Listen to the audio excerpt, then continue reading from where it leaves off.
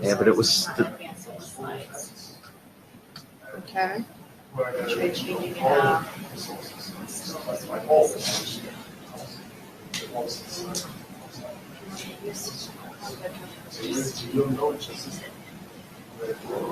Okay. Back to the good old days. Yeah. It's all good.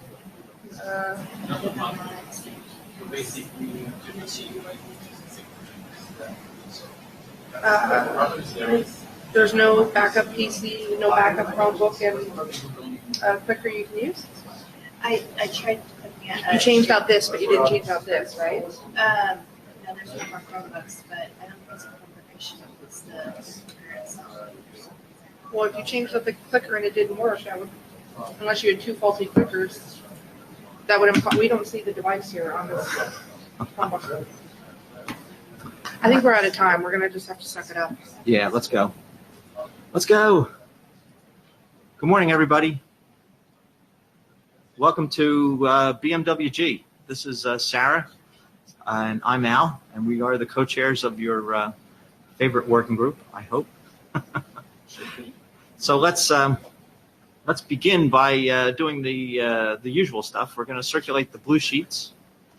Our area director is right here in front, signing the blue sheet right now, Warren Kamari. If you have an interest or something you'd like to see done differently, Warren's also a person you can talk to because we work for him in effect, and we're happy to take on new actions. So let's see here. I guess it's nope, it's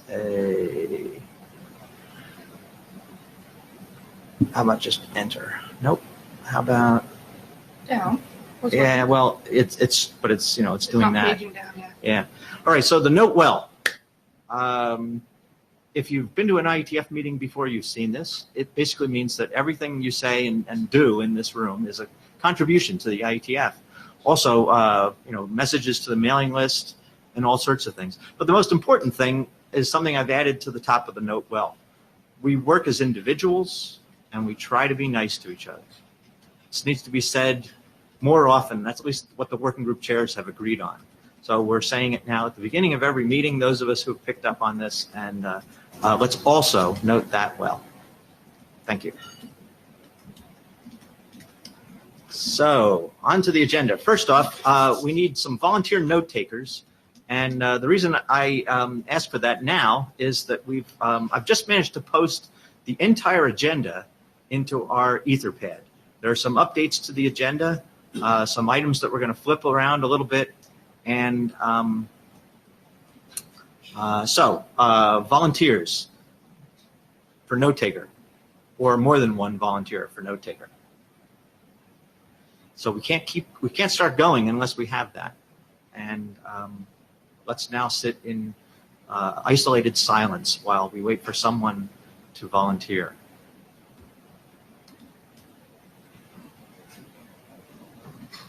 It should be getting harder to sit here now. Why do you think people get embarrassed?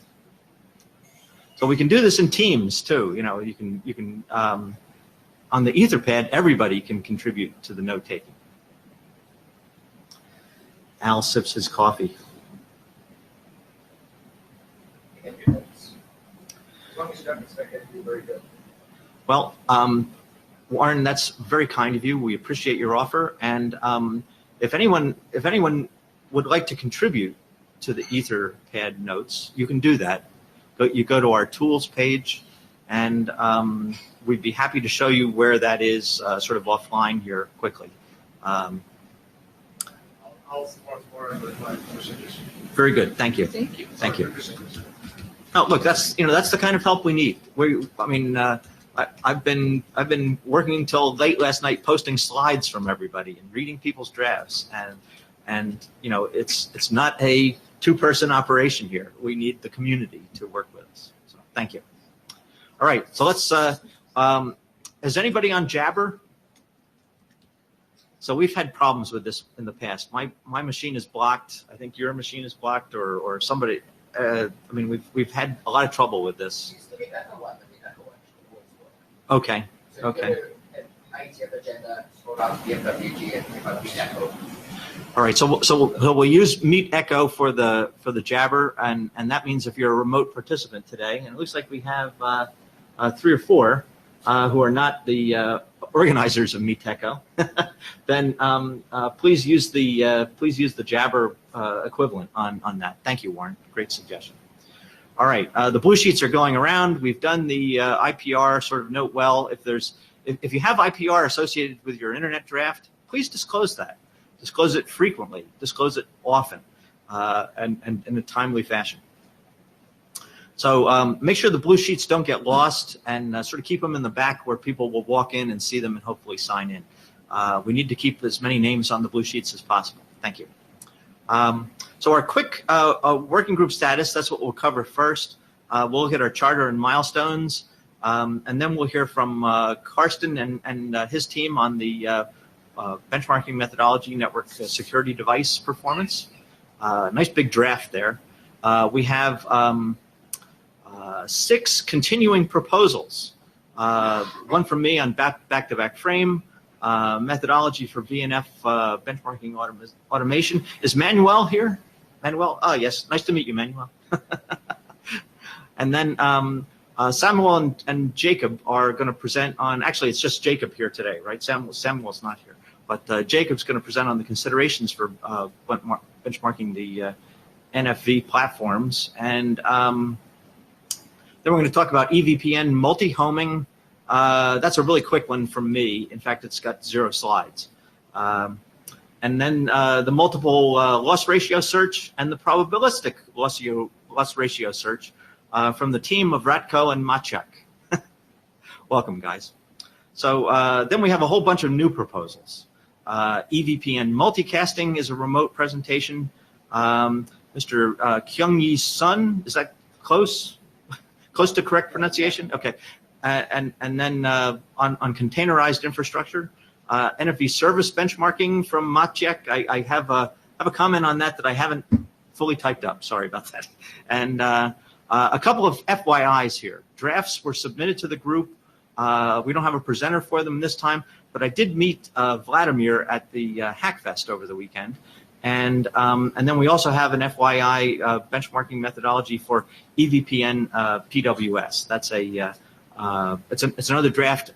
It's been around actually, no presentation this time. So those are additional drafts you can take a look at. Any bashing of the agenda needed?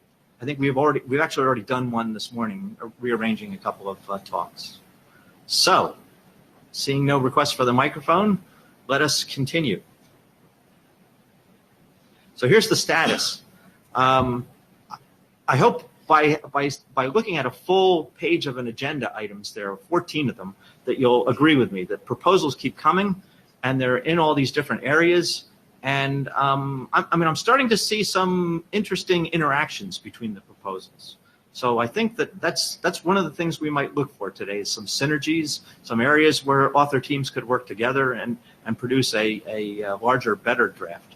That's one of the things that I would like to suggest.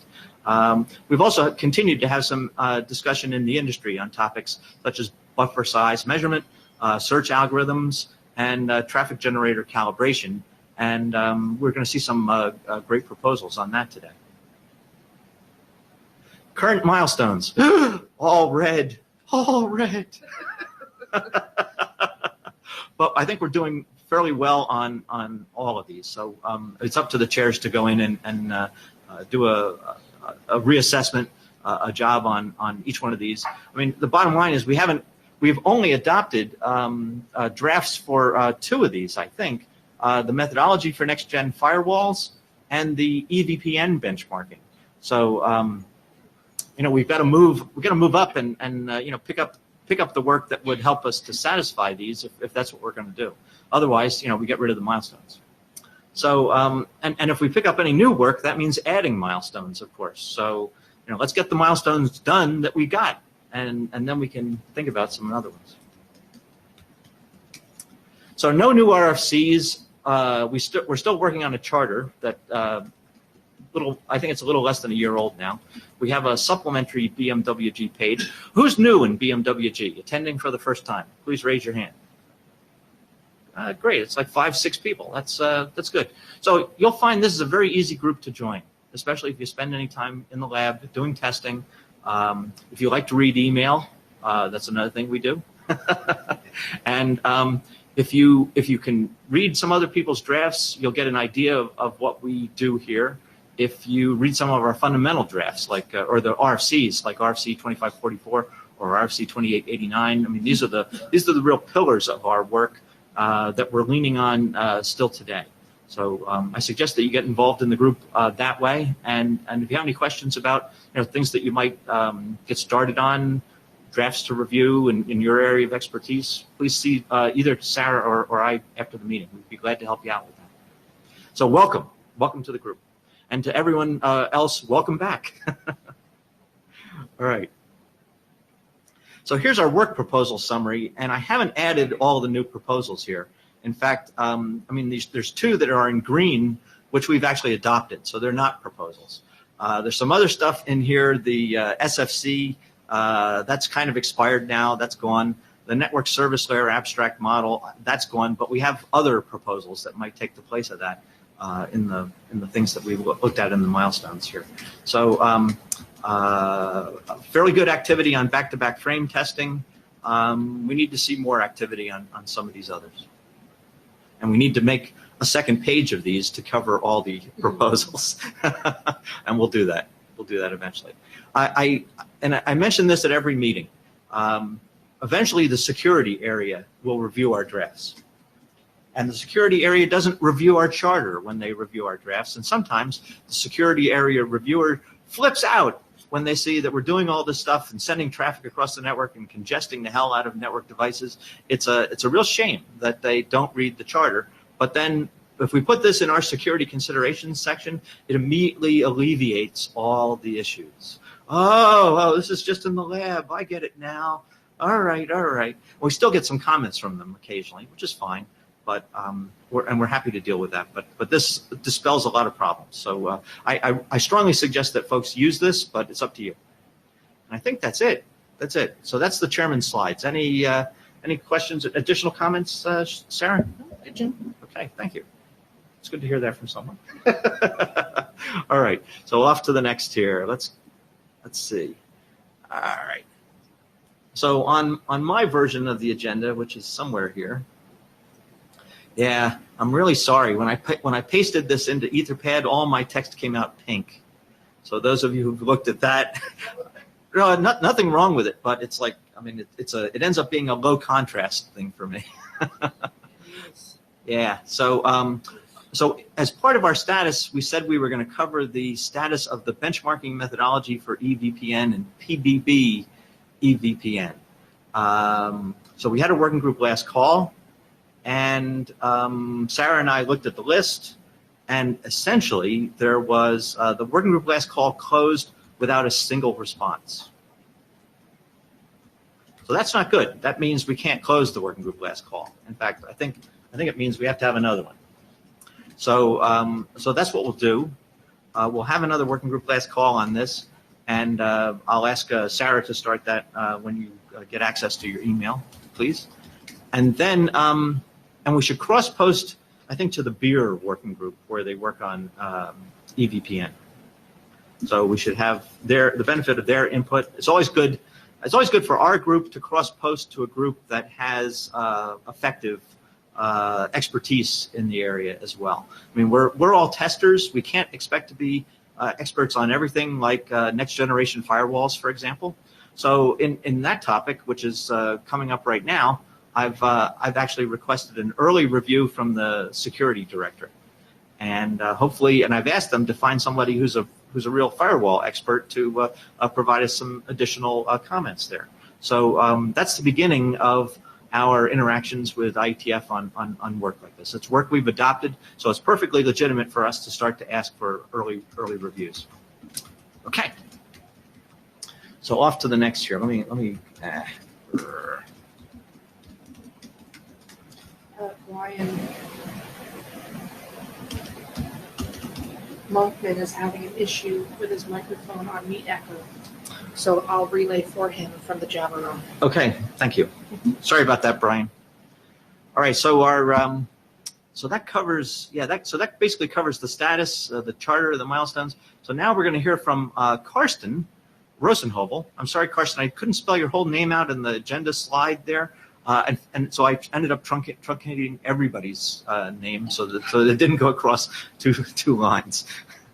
All right, here we go. So now wait a minute. There's going to be and by the way, the clicker's not working today. Right. If you want to hold it for the purpose of the laser pointer, you can do that. Oh, that's fine. All right, and then and if you want to help me with my breakfast, feel free. And let's see here. Let's go to full screen. And okay, I think we're ready to go. Okay, so thanks. Yeah, so the main author, Bala Balaraja, is also in the meeting, joining remotely. He wasn't able to come in person, unfortunately.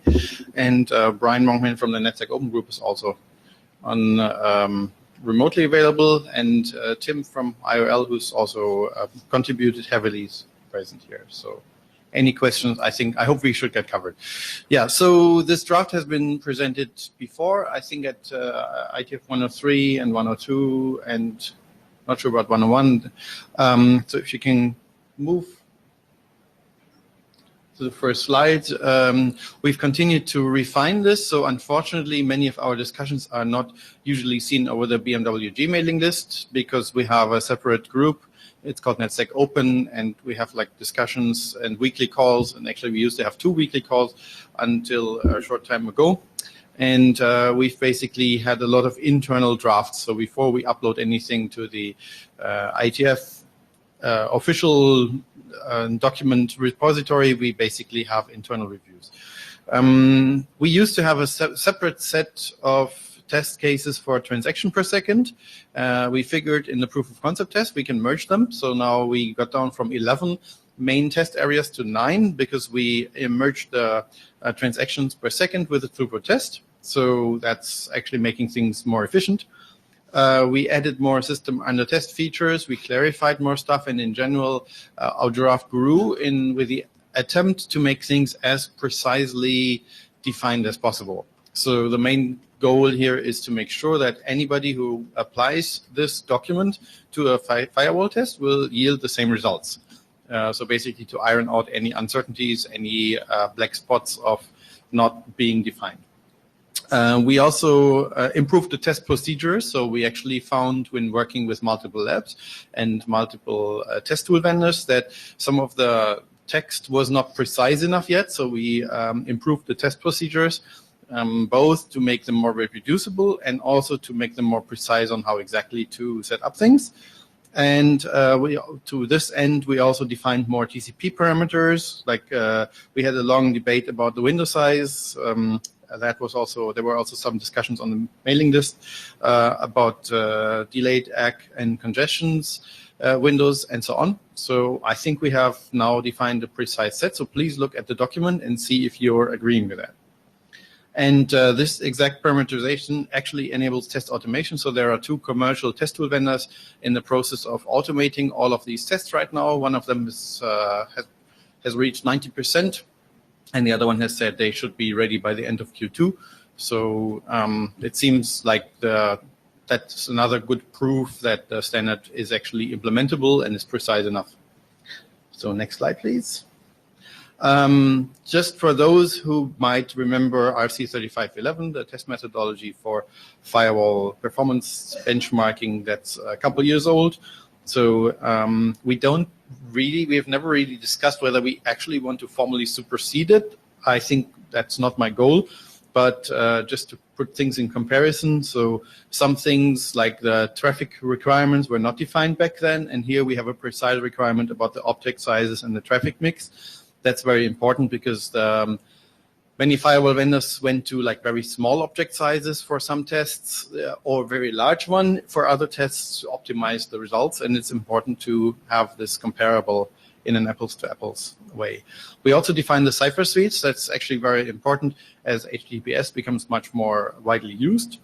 and these cipher suites are defined for individual test cases. We had a big debate about cipher suites because obviously you can imagine from the ITF perspective, we want to have the most advanced cipher suites, but from the vendor perspective, we want to have the easiest ones, and then from the reality check perspective with enterprises, they want to have something that's already robust and is not just the latest and greatest, but is actually used in the field. So next, please.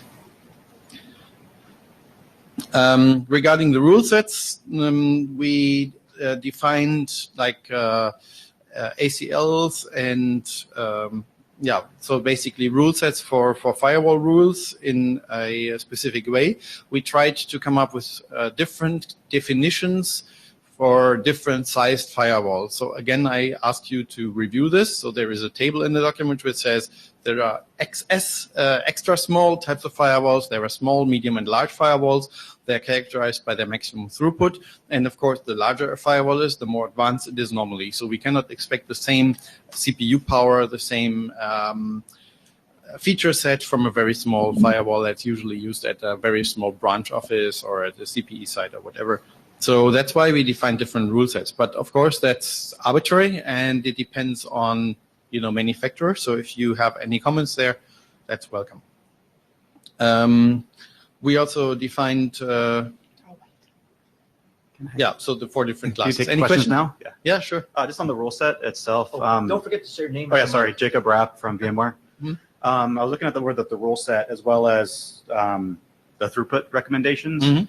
And is there a better way to classify it in large, medium, small, extra small? Because I think over time, those definitions will change. Like throughput we should measure throughput or measure how many rules, but to put it in a category, it's kind of like it might go away tomorrow, or I may have a very different definition of how many rules are large or small. Yeah. That's my kind of comment on that. Yeah, I couldn't figure out how to put this kind of dynamic information in a static RFC. But anything that's really dynamic is a lot of overhead, and it's not really worth it, we thought. So any recommendations, any advice is welcome. So Sarah Banks, I'll add on to what Jacob's saying. I agree. I think specifying extra small, small, medium, large is fine, but it's loose, right? So having, in my opinion, 2 approaches. One is to say, look, for each one of those, we think that they are roughly this many rules and this much of throughput. And then also, because I think everybody's definition might vary as to what small, medium, and large is, the other alternative is to say, and I think you're going to want those guidelines anyways, because if you don't, Bmwg, somebody's going to call it out in working group last call anyways. So to have the guidelines is not a bad idea. But the second thing that I like to see sometimes is, look, if you're going to test, make sure if you're going to put in your number that each time you're running the test that you noted how many rules and what the throughput was, and that you repeated those so that you have apples to apples comparisons when you're done for each iteration. And I think those 2 things set you free, because as testers, what else? Make sense? Either you specify. Of course. There is a section about reporting requirements, and of course, reporting is a major requirement. But the question is, in the first place, how do we start? How do we define expectations? Yeah. And we wanted to give people some ideas, and mainly it's for implementation guidance of this performance methodology document, but also for guidance of the vendors to make sure they are all using the same set. Because what typically happens is when there is any degree of freedom, then some vendors will go for like, okay, we need to twist our numbers, and others will be very honorable. And so a big difference starts to show up in the market, which is incorrect. And we wanted to avoid that. Yeah, I think my recommendation too would be kind of like, this is maybe instead of small, medium, large, like work set A, work set B, work set C, and then say there's a work set D that you can define your own, and here's the parameters of how you would go define your own if you want to vary from maybe one of the other work sets. Okay. So I'd tweak that a little. I'd say small, medium, large, and custom. And that way, when somebody's reporting their stuff, you can ask them, hey, did you use the small, medium, large, or did you go custom? And then it's crystal clear that if you're trying to game it, well, maybe you went custom, but it's clear versus if you use small, medium, and large, presumably now we're going to have the same.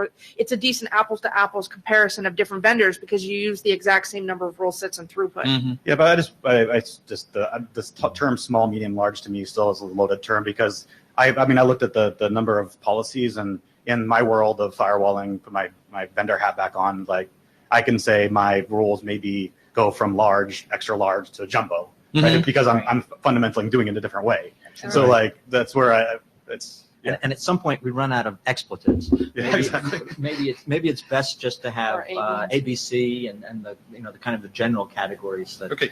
But I like the idea of pairing things like the number of rules and number of ports and something else that seem to go together. I think that's the useful guidance here. Okay. Thanks. Yeah. So next one, please. Okay. It's actually animated. Same slide. Okay, the last thing is TCP stacks. In RFC 3511, it wasn't foreseen that details of the TCP stack should be defined. Nowadays, it's pretty obvious these things need to be defined. As I said, TCP window size and so on, algorithm, maximum segment size, and all of these things that can be used to twist the results or to make them uncomparable. So we took quite some text to define the details of the TCP stack.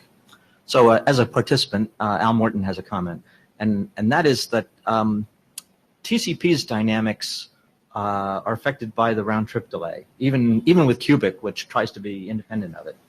And let's see. For one thing, I don't see in this list a specification of the congestion control algorithm. I think it's in the draft, though. So if it's not, it should be. That's number one. And number two, I think it's a reasonable thing to add some external delay here, because that's when TCP's dynamics of flow control really get tested. And I mean, we're looking to improve on what we did in 3511. I think delay generators are pretty commoditized. It's just a matter of putting some constant delay, on either side of the firewall here to get the TCP dynamics that real users would see in the real world. And that seems to be your emphasis here. You're really trying to get to the point where the numbers have meaning to people who actually go ahead and deploy these appliances. So that's my suggestion. Thanks. Okay. Yeah, good point. I think. Yeah, I'm not sure whether this would be another test or just another parameter to be applied to all tests, because ultimately I think this document is probably going to be used in the lab and by vendors to define datasheet numbers. And if we add delays, they are arbitrary per use case scenario. I'm not sure. Tim Winters, UNHIOL. Is there a standard place where other people have used delays that we could look at for when it would make sense, in particular around TCP delays? Well, it all comes down to whether you want the window to exhaust or not. Right. And so you end up having to do these calculations for yourself. Either way. Okay. Yeah. Thanks. Okay. So next slide, please. So last aspects of the comparison with RFC 3511. So we have multiple test validation criteria. So we don't really define pass or fail, but we define criteria to measure expected results against. And we also make sure that the same system under test features are switched on or off in the test. And that's actually quite important because the features of modern firewalls are increasing. There are many different things that can take a lot of CPU, and it's important to define which ones shall be switched on or off, because the results, these configurations can affect the results quite dramatically. Cool. Jacob Rapp again from VMware. A couple things on the SUT features that you covered. You frame it in the document under the table that it lists mandatory and optional features, and you also say this document attempts to define recommended security features. Is there a way to reframe that a bit of like not making a recommendation, but just benchmarking them? So instead of saying these are mandatory or these are optional and making a recommendation of which features should be there, to saying here's a list of features and here's a test to go after them. Because I don't know if we want to be in the business of making a recommendation of what vendors should implement in terms of features. Well, the question is, if you look at this list in the right column there, which of those do you think are still optional for a modern firewall? Yeah, Which ones would be valid to switch off and still have a reasonable? I think that's the whoever's. I mean, I don't have an answer to that because it's up to interpretation, right? I mean, maybe all of them, but you put some of them as optional as well, right? Where you say some are mandatory, some are optional, but then maybe you're saying that all are mandatory. So I would just put them on the list saying, hey, here's all of the list universe of features and here's how to go test them. Not make a recommendation of what's mandatory or optional. Yeah. Well, obviously, from the lab perspective, we want to maintain as much stringent requirements as possible. So I see there is a usual conflict of goals. And in the end, if you switch off everything, you could test a router with only layer 3 enabled and apply this methodology and select this wonderfully blazingly fast because it doesn't do anything. Yeah, but the reporting wouldn't show anything. But the problem is typically, if you look at, we inspected a lot of data sheets. Most vendors actually don't define the details at all. They just say like we comply with whatever RFC this eventually might be. And some vendors do provide details, and that's typically in extremely fine print at the reverse bottom. Totally agree. And so we want to make sure that you cannot apply this document in a way that's not meaningful. Absolutely. Would a compromise then be perhaps to have two cases? The first where we say turn everything on and test. And the second is define what the features were that were turned on when you test. Because the other thing is, let's fast forward to the point where this goes to the queue and we publish the RFC. What happens if, I don't know, TLS 1.7 comes out and it's not an option here in the RFC? Yes, you could go back and update, but another way to cover that is to say, well, look, the RFC still covers this because now you have to say TLS 1.7 was a feature, we enabled it or we disabled it. So your second case is you tell me all of the features your firewall has and then tell me the ones that were turned on or off, and that way I can make an intelligent decision. But the first case still covers your, okay, we don't want everybody to turn everything off and have it be this was RFC blah, blah, blah, tested, and look, it was smoking fast, but it was useless because you turned everything off. That first case would cover you as well. Yeah, I'm not concerned about the upper bound, right? So people can always improve, I think. And from my experience as a lab writing marketing test reports, vendors that commission us with tests that are beyond the state of art. They're very proud, and they ask us to put it in bold and large font that they actually went above and beyond. But it's more a problem with those that want to stay at the bottom. So I'm very much concerned about the lower limit. So it's a suggestion, how you want to phrase the first case where you somehow define what the features are. But the second case, I think, gives us the out to your point as well, which at least tells me what are your features or which ones were the ones that you had turned on and off so that I can, if I go to test different vendors, well, that's the only way I would have apples to apples comparisons. Right. So maybe, Jacob, if you could provide a recommendation or just a request, like which exact features do you think do not belong as a minimum set into a modern firewall? And remember, we're doing next-gen firewall tests. It's not about firewalls that are a couple years old. No, I agree. I think that I'm more thinking about where we may handle one of these cases in a different way. Because I think that comes back to a couple other things I wanted to mention too. It's like, are you trying to define what a next-gen firewall is in this document, or are you trying to define the methodology to test what a next-gen firewall is? Well, obviously, we have to define our target SUT set, right? Yeah. So obviously, there is some sort of understanding or expectation what the firewall should be. Yeah, so that's what I wanted to, maybe I'll take it on the list as well. I was definitely interested in, so I read the draft, quite a bit of it, how does this change as the firewall isn't one centralized thing, and it's spread out on the hypervisor, not just within like what VMware does, but in the public cloud as like Azure or Google, get better at doing like IDS, IPS, all this stuff at the host level. And actually covers most of this list in that level too, of how can we use this to go that direction. And then the second piece is that because there's also what you mentioned, RFC, the other one, the terminology, the 2647. Yep. And I also think that there's probably some more definitions we can put in this draft too to make it also exhaustive for that too. It's like I think like stateful is often misused, and there's a bunch of other terminology that they actually defined in the 2647 that could be updated as well. be part of that mechanism. I think those, of course, these comments would be very welcome because this is stuff that we discussed and defined in the NetSec Open Group more than a year ago. So at the very beginning, and since then we've mostly worked at the individual test methods. So maybe some of it is benefits from a good review and expansion. All right, Thanks. So any more questions on this slide? Okay. So then we actually went into proof of concept testing, and Al wrote in the agenda we're going to have actual test results. I have to probably disappoint you. I can't come up with individual numbers with commercial vendor names at this point, but we ran a pretty extensive POC testing program with two goals. Basically, make sure that the test procedures are actually producing correct and expected results accurately. And second goal, to make sure that this is all comparable.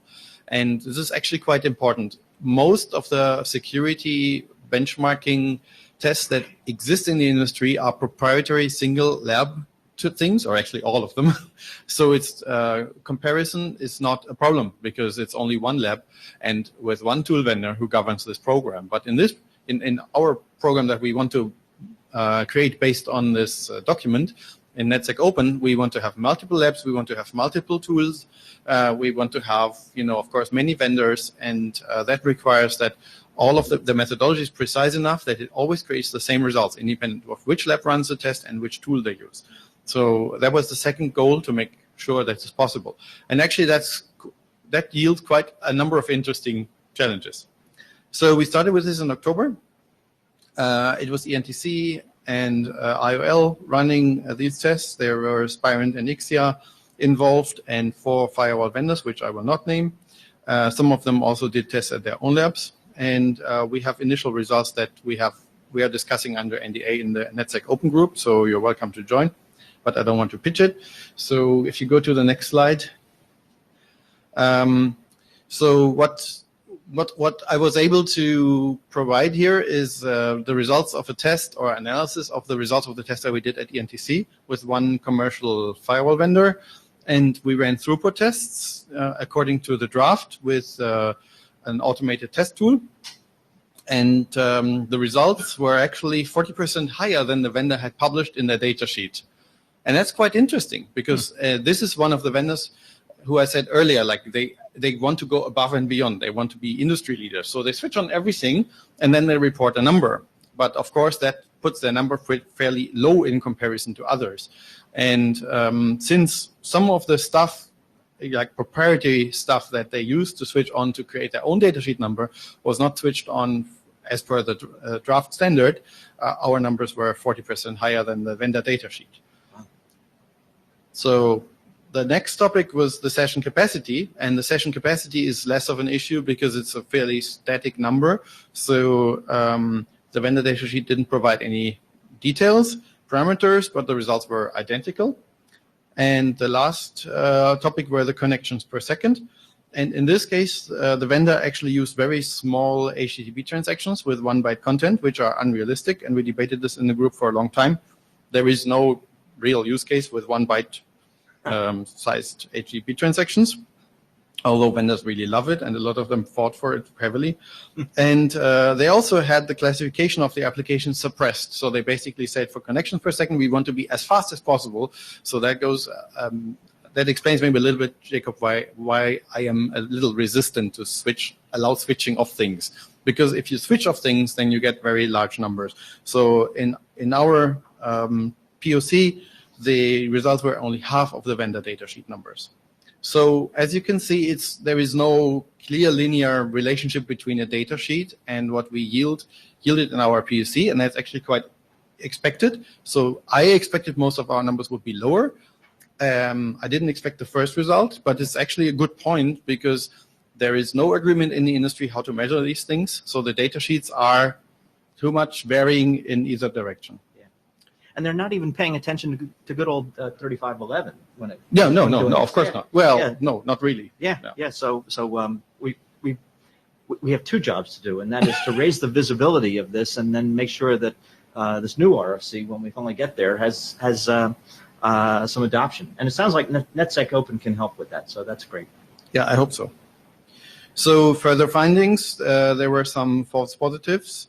So we actually tested CVEs, like we tested vulnerability attacks. And these are actually run under load, and that's actually also new. So any other public tests that have been published so far are testing vulnerabilities like denial of service attacks or whatever in a functional scenario. So basically, the labs typically set up a performance test, and they create numbers, and then they remove the performance test, they use an idle firewall, and then they attack it. And of course, the firewall sits there, has nothing to do, and has all resources to analyze the attack. In our methodology, we're actually putting background traffic in parallel to these attacks. So that's more challenging.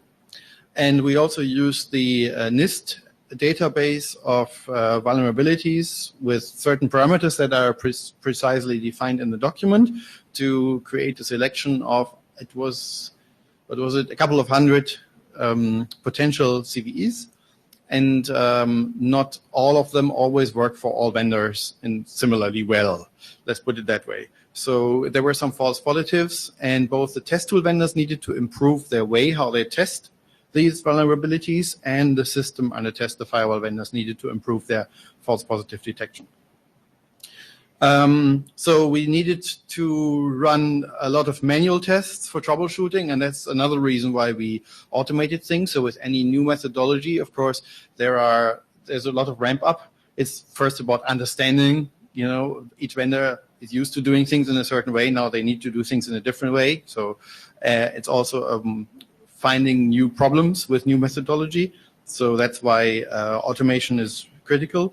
And we had also some latency issues, and especially delay variation questions here. So I agree with your point about latency and delay variation, Al. We just need to find out what's acceptable and what's reasonable for each use case. Yeah, okay. Thanks. So that's basically all regarding the POC test. The next steps will be, we will continue to review this draft, which we consider already pretty stable. We'll add more security effectiveness testing details. We'll focus on traffic profiles. Currently, we have 1.5 traffic profile. We have one which is fairly detailed, which is represents an enterprise perimeter test. But we, of course, also want to focus service provider, mobile operator firewalls. A little bit of that is mentioned in the document, but not too much. And we also need to continue preparing an open certification program, because we figured there are always two different levels of doing things, right? It's the same as with the good old RC 2544. The document has a lot of things, and then in the industry, there established practices started that say we use it in this way. And we probably need to have two stages, because we cannot guarantee exact reproducibility with a standard by itself. We need to also have a group that reviews and approves these results, and that's this certification program. From ENTC's perspective, we also want to elaborate open source implementations.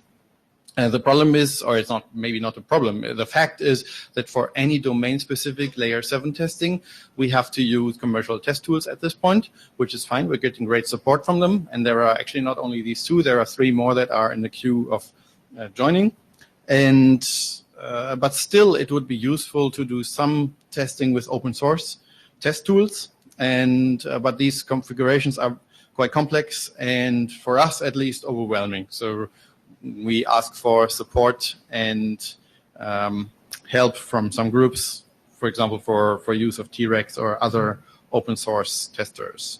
So if there are any open source groups here that are interested in participating in the POC testing, that would be very much welcome, and we would certainly, from ENTC perspective, and probably also from IOL, like to work with them. So any questions?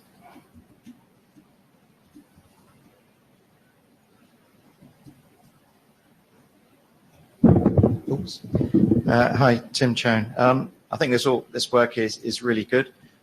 My perspective on this would be coming from a national research network operator, JISC, and we work with a number of universities trying to help them move large volumes of research data around. Well, I think what I see with this draft as it stands is it's there to sort of benchmark a business firewall. But if you're deploying a firewall in a university campus where you have potentially high volume research traffic, what you really need to test is the ability for small elephant, whatever you want to call them, flows of maybe 2 to 3 gigabits a second per flow that are going through the firewall as research traffic at the same time as the day-to-day business stuff that this is testing.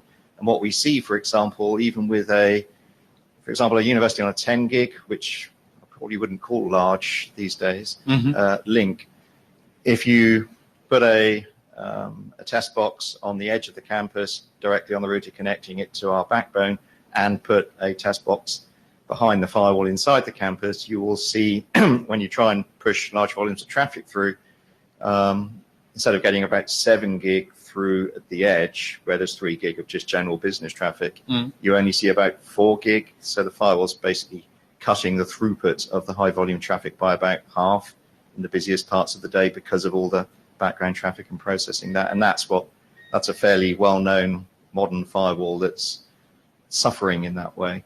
I mean, one view is you mentioned attack on the firewall. In one view, these large flows are kind of an attack on the capability of the firewall because it's probably also bringing down its capacity to do the business processing.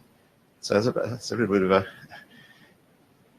of a fluffy words. What I would like to know is whether there's scope in this specification to allow the traffic mix. I've looked in the draft and you mentioned certain types of mix, whether the traffic mix could include small numbers of very high throughput flows, and part of the performance evaluation is the impact on those flows while the other things you already defined are happening, and the impact of the larger flows maybe on the business traffic as well. Yeah, I get the point. Does that make sense? Yeah, absolutely. I think we briefly discussed elephant flows, if I remember correctly. Yeah, Tim is nodding. So we did discuss them, and the good thing is that this document is modular. So we don't need to change the methodology. We only need to change the profile or add one.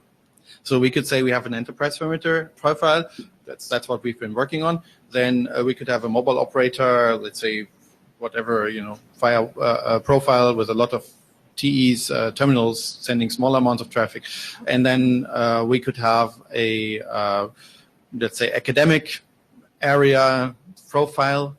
And maybe if someone from your group of universities could help us to contribute, could help contributing it, that would be really much welcome. Yeah, I mean, in practice at the moment, universities tend to now engineer their networks so the research traffic doesn't go through the business firewall.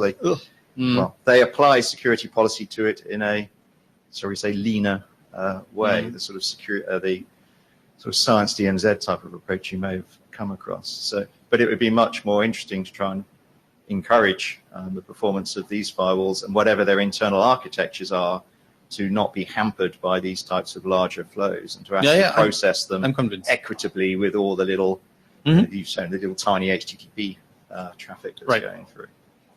Absolutely. So contributions are welcome for profiles, and it doesn't require a lot of, ramp up to contribute to a profile. You only need to know what is the application split and what is the size of flows and the number, and that's it.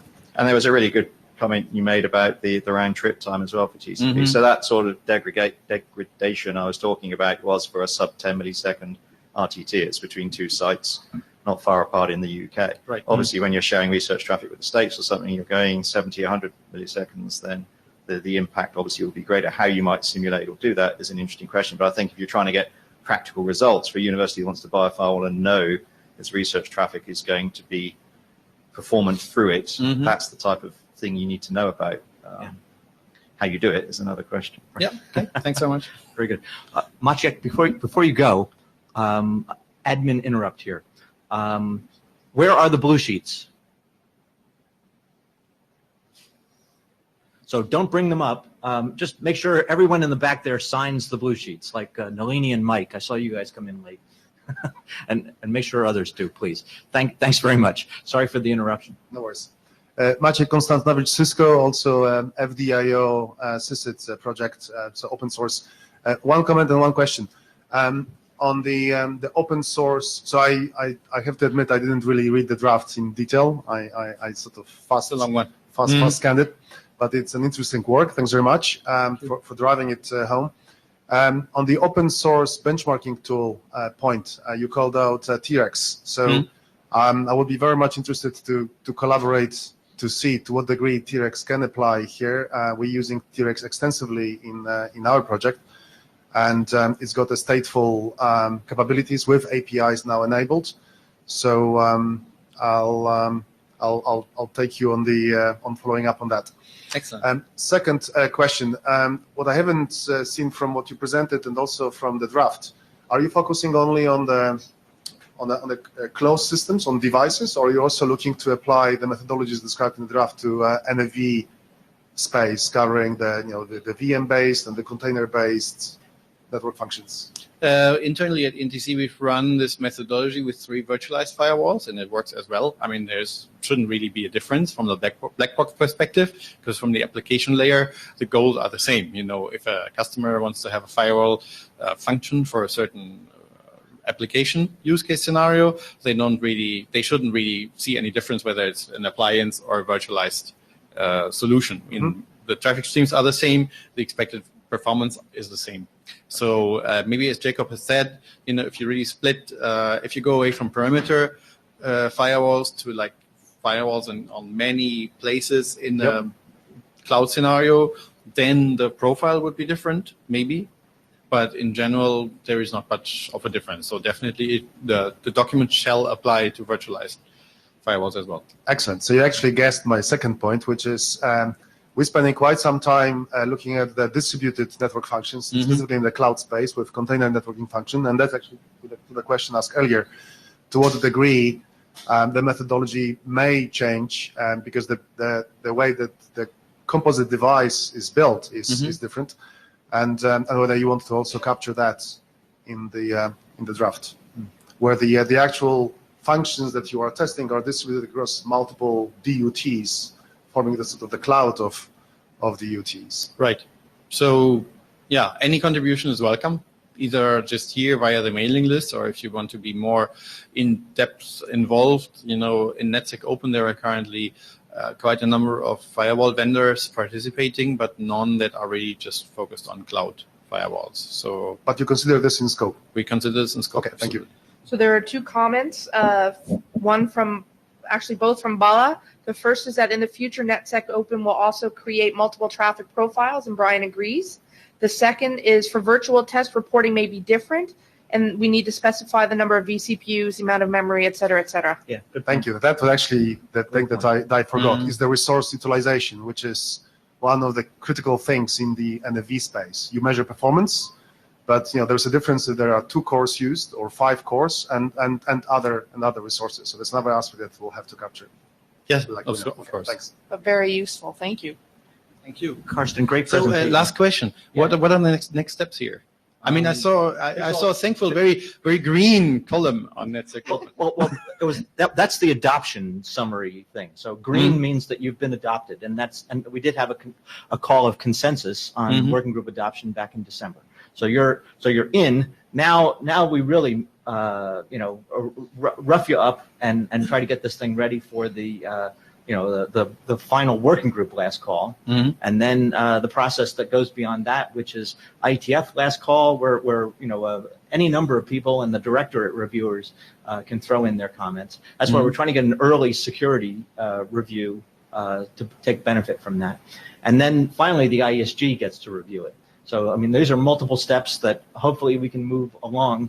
As soon as comments get addressed, we'll take next steps. Okay.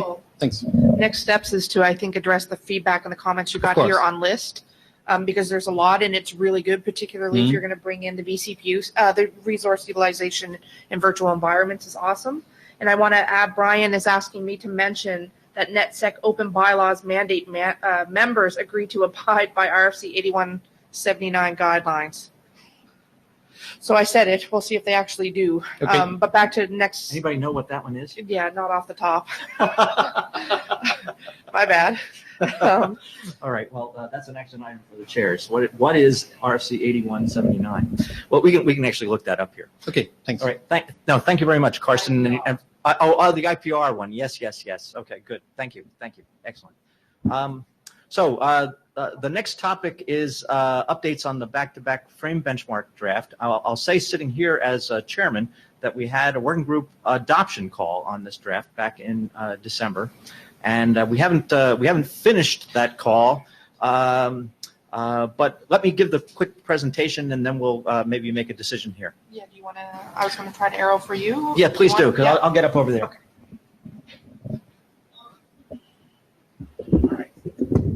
So now I'm Al Morton, participant and author of this draft on the updates for the back-to-back frame benchmark in RFC 2544. So this one is really all about measuring delay. It's measuring the size of buffers in these devices that we test. And we have a specific methodology for doing that. There are actually more advanced technologies that are available in the RFCs that Jacob and Lucian wrote together, and that we've actually had some pretty good comments on the list recently, and at the Bangkok meeting there was a great discussion of that there. But we still have the need for the simplified single port kind of benchmarking with back-to-back frames, and it turns out that this is still highly applicable in the virtualized world. So that's where this draft that's the testing that really got this draft started, and it's the work that we have been attacking here. So next slide, please. So during the call for adoption, I had some really great comments and exchanged 5 or 6 email messages with Yoshiaki Ito. I don't think he's here today, is he? No, he was hoping to join us, but seems not. So in any case, what we've basically done is to add some of the background material that was available in references about the testing and the model that we use for testing in this draft now. So everything that you see in blue there is new text, and I'll mention that there are actually 2 updates to this draft. So this was new text in draft 05, where we give a brief picture of the simple model of the packet header processing. Basically, we've got a generator which goes in, the stream goes into an ingress port.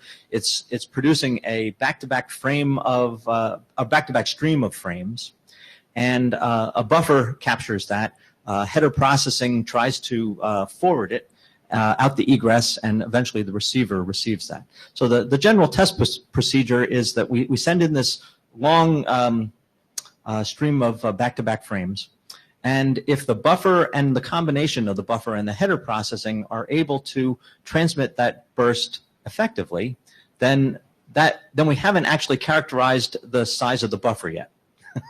So what we want to do is, in this process, overflow the buffer, but not by very much. And that way we'll be able to tell how much buffering takes place in the device. But what was overlooked in the past is the fact that there is actual header processing going on. So some of the frames have actually egressed the device under test, and we need to correct for that. So that's effectively what we're doing. We need to know the max theoretical throughput in order to do that, and we need to account for the header processing. And the frames that are processed are clearly not in the buffer. So those are all the things we've said. So that was a good clarification. I think it was in the references, but I'm happy to include it here. So then next slide. In version 04, based on Mr. Ito's feedback, we were able to clarify that we were applying a correction factor here. And so we always had this correction factor equation, but now we've basically said, this is what we're doing here. We're correcting for the fact that the device under test is forwarding some of the frames. We're going to get a good estimate of how many frames have been forwarded during the back-to-back stream transmission, and then we're basically going to produce a corrected buffer time on that basis. And it turns out it's very important to understand the buffering, because that's part of the immunity from transient impairments that take place in this general purpose computing architecture. When a transient comes along and interrupts the cores that are performing packet forwarding, either the buffers involved absorb that interrupt and the suspension of forwarding, however brief, or they don't. and you lose packets due to that transient interrupt. So this is something we still need to understand pretty intensely in our world. And now we've got a better test. At least I think we've got a better test here to do it. I think Mr. Ito agrees. So that's the update, the complete update, and that's my complete talk. And now we need to talk about working group adoption. How many folks in the room have read the draft? Jacob, you're the champion of reading drafts. Thank you. and of course, we've got folks who aren't in the room who've read it. Mr. Ito, for example, the OPNFV team, which provided the original testing and so forth. Yeah, so I'll send out, I'm happy with what had come in. I think it's sort of my fault. I should have called adoption on this before we walked in the room here today anyways. But in order to go through to working group last call, I think making sure that folks in the room are reading this is a good thing. It's a good complement to the tests that we already have. And frankly, it's something that as a tester, at least I've done a lot in the past, just trying to figure out what is the buffer and how do I do damage or not to it. And so this potential RFC would be giving me a repeatable methodology to do that. So if you find that useful, please read the draft and give your comments on list. But I do plan to send out the note to Bmwg for call for adoption on this. Well, the call for adoption went out. Now you need to say consensus. That we have consensus on it. Right, yes. Good. Thank you. Yep. All right. So then let me ask, as the participant author, who will volunteer to read this draft? Maciek, Bratko, and anybody else? Karsten, thank you. And so now I'll say this is actually a short draft.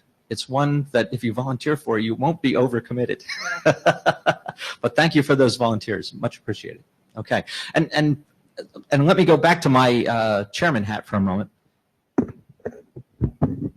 Simply to say that this is how we get work done here. When you have a proposal and you want other people to read your draft, read other people's drafts. That's the easiest way to make friends and influence future reviewers. Maciek. Very quick comment, Maciek, Cisco FDIO.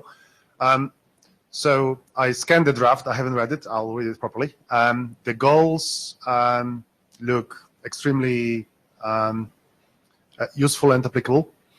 My only concern is that in the NFV space, I think the only hesitation I have is that abstracting the construct of the software data plane with just a single buffer and a single packet processor may not, in reality, may not be actually correct because of all various tricks and mechanics that are happening. But I don't think it's a showstopper for the methodology. I think the methodology may be actually a useful way to see how this abstract, in what cases and how often this abstraction does apply. Yeah. Because we're dealing with a lot of things underneath, and so that's the concern. So it might be useful to provide some sort of test where you can determine that the simple model falls apart. And then that would simply be something we write into the scope. Test for this. If you have these conditions, then this isn't the test for you. It's probably more like the test that Jacob and Lucian came up with, which is sort of a multi-port test. Yeah. Okay. And the second comment is, in fact, that's already in the scope. Sorry, Maciek. Go ahead. So the question is then, as we'll be presenting later on the NFV density, how do we apply this to the more complex virtual topologies? Yeah. But I guess that's for further work. Thanks. Yeah. There's plenty of things that we could add to this. If we still see that this is a valuable benchmark, then there's lots of things we can do. That is for sure. Thanks. Yeah. Good. Thank you. So Al, then on the basis of Magic's last comment, are you expecting your scope or are you expecting this expanded? I think the scope is good at the moment, and I think that's where we should that for the cases where this simple buffer model applies, that's the case that we should concentrate on in this draft. If people can bring examples from the virtualized environment that are different from what Jacob and Lucian wrote about, but also don't apply to the simple model, then we should have another draft for that. So read. I don't remember seeing Well, that's weird. I don't remember seeing that in there specifically. Seeing what in there? Seeing that, hey, that there was language around what a simple case was. Well, that you won't find. I don't think you'll find that in the scope, but it's clear from the document. That's the limit. Okay. Okay. And I second that. Okay.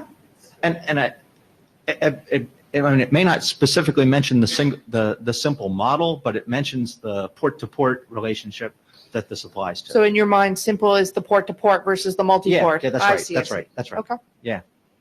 Maybe a little different terminology as we've gone along, but I think it's clear. And the main point that we covered last year was that it's not the same benchmarking that Jacob and Lucien were trying to do. Yep. Thank you. Good. Thank you. All right. On to the next. Who's up? Oh, Manuel. Good. All right. Let's exit full screen mode. Well, Kevin is saying he read it as well. Oh, good. Okay. Kevin. So I think we've got the right slides. Yeah. Okay. Right So slides. so you're new, Manuel. Exactly. Let me shake your hand. Yeah. Welcome Hello. to BMWG. Number two, Thank you you have to very much. stand on that X right there. Because of the camera, right? Yeah, because of the camera. Perfect. And that's advice for everybody else who's going to stand on the X. It used to be a box, now it's an X. Yeah. What happened to the box? Safe tape. Okay, thank you very much. Hello everybody. My name is Manuel Poister. I'm from Paderborn University, and I'm going to present the updates of this draft called Methodology for VNF Benchmarking Automation. I think it was previously presented in IETF 101 or 102 by the first author. And basically, I'm going to show what changed since then, as well as what we are currently doing in this area. So maybe next slide. So first of all, why? If we consider the NFV world, typically, our network functions are realized as software, which we can deploy on general purpose hardware. We can run them in the cloud, on edge hardware, whatever. The point here is that network function virtualization allows people to automate almost everything. It allows deployment of the network function. It allows automating the scaling of the network functions. It allows automating healing of network functions, and so forth. So we were thinking, okay, when you automate all these other tasks for your NFV deployment, why not also automating the benchmarking task of your VNFs as such? Which means in our terms that we really want to have an end-to-end automated or a process or methodology to end-to-end automate VNF benchmarking. So someone gives you a description on how a benchmarking experiment should look like, whatever this benchmark will be. And there might be open source tools or general tools or platforms following our methodology, which then perform this description and do the benchmarking experiment in a fully automated manner. So you have, for example, some NFV infrastructure in your lab, get the description of the benchmark, get the VNF, and then you put everything together and run this automated procedure to get your results. Next slide. So regarding our draft and the updates, we restructured it to improve the readability, and it's now available in version 0.3. And first of all, we now have really this end-to-end definition on how we think automated VNF benchmarking method should look like. The important point to emphasize here is that we talk only about how to automate benchmarking. We do not talk about how the actual benchmark as such is performed or how it looks like, because we believe it highly depends on the SAT. So basically, we try to create a generic framework in which other benchmarks can be plugged in and which can be used to automate existing benchmarks. What we use to describe such benchmarks is something we call VNF benchmarking descriptors. This basically comes from that in the NFV world, almost everything is described by descriptors. The guys have descriptors describing how a VNF looked like. They have descriptors how a network service looked like. So we basically aligned to this terminology and said, okay, let's have a descriptor defining how the benchmark for a VNF looks like. And also in the updated draft, we proposed two open source implementations. The first is called Jim, which is basically based on a comic paper. I think it was published in 2017. And the second open source implementation, which allows you to do this automation, is called TNG Bench, which was presented, I think, the first time at the IEEE NFV SDN conference, also in 2017. Yeah, next slide, please. So, yeah, in addition to the updates I just presented, we are also working on some additional stuff we want to bring into the draft. First of all, I already mentioned this BNF benchmarking descriptor, so the description of benchmarking experiments as such. This is right now kind of a loosely described thing in the draft, but we think we can do better. And our idea would be that we try to provide a Young-based model, which much more specifically describes how such a benchmarking descriptor has to look like, what needs to be in there, what basically units are used, and so forth.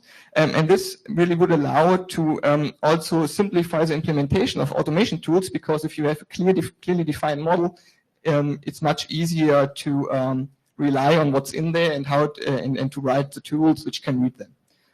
The same applies to the stuff our benchmarking produces, which we call usually VNF performance profiles or VNF PPs. This is a preliminary name. We don't have a better one right now.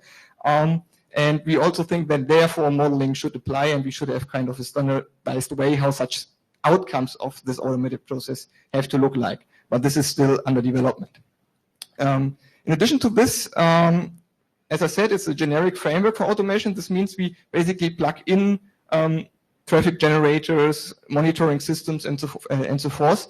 And we think that for these plug-in mechanisms, we also should provide standardized interfaces. So it's clear how the automation framework as such talks to your traffic generator, to your probing units, whatever you use there. This is also something we are working on right now. And finally, we are performing some test experiments with our open source implementations. Here are some example results shown. They are available on GitHub, so there are links in the slides, so you should be able to access them. What they are basically showing, it's not about the details, is that you write down a benchmarking descriptor saying, okay, take this VNF, in this case it was an intrusion detection system, and please test it for me with different configurations. For example, test it with one virtual CPU core, 4 virtual CPU cores, 8 virtual CPU cores, different memory assignments, and so on and so forth. And then these automation tools do all these deployments for you one after each other, do the measurements, collect the data, and then you have basically this thing we call a profile for different resource assignments of your VNFs. And this is in particular needed for this NFV space as we think.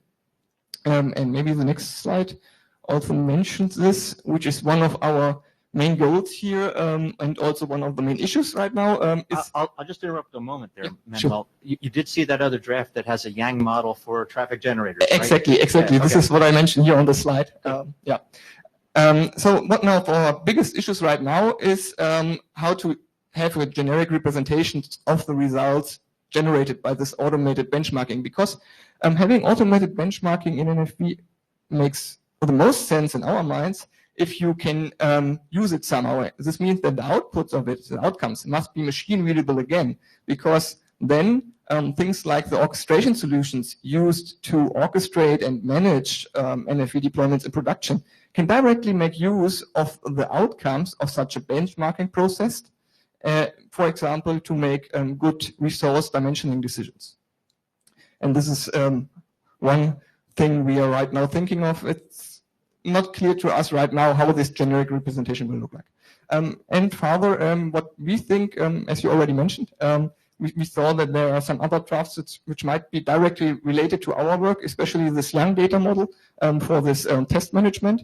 I think this would exactly fit in the need for our interface description to let the automation framework talk to traffic generators. I think this is exactly what they are doing. So we think we should contact them, or will contact them, and talk to them if we can merge stuff, or at least be completely aligned, which should be a good thing, I think. Very good. Yeah, that's basically it. Thank you. So Carsten Rossner from ENTC.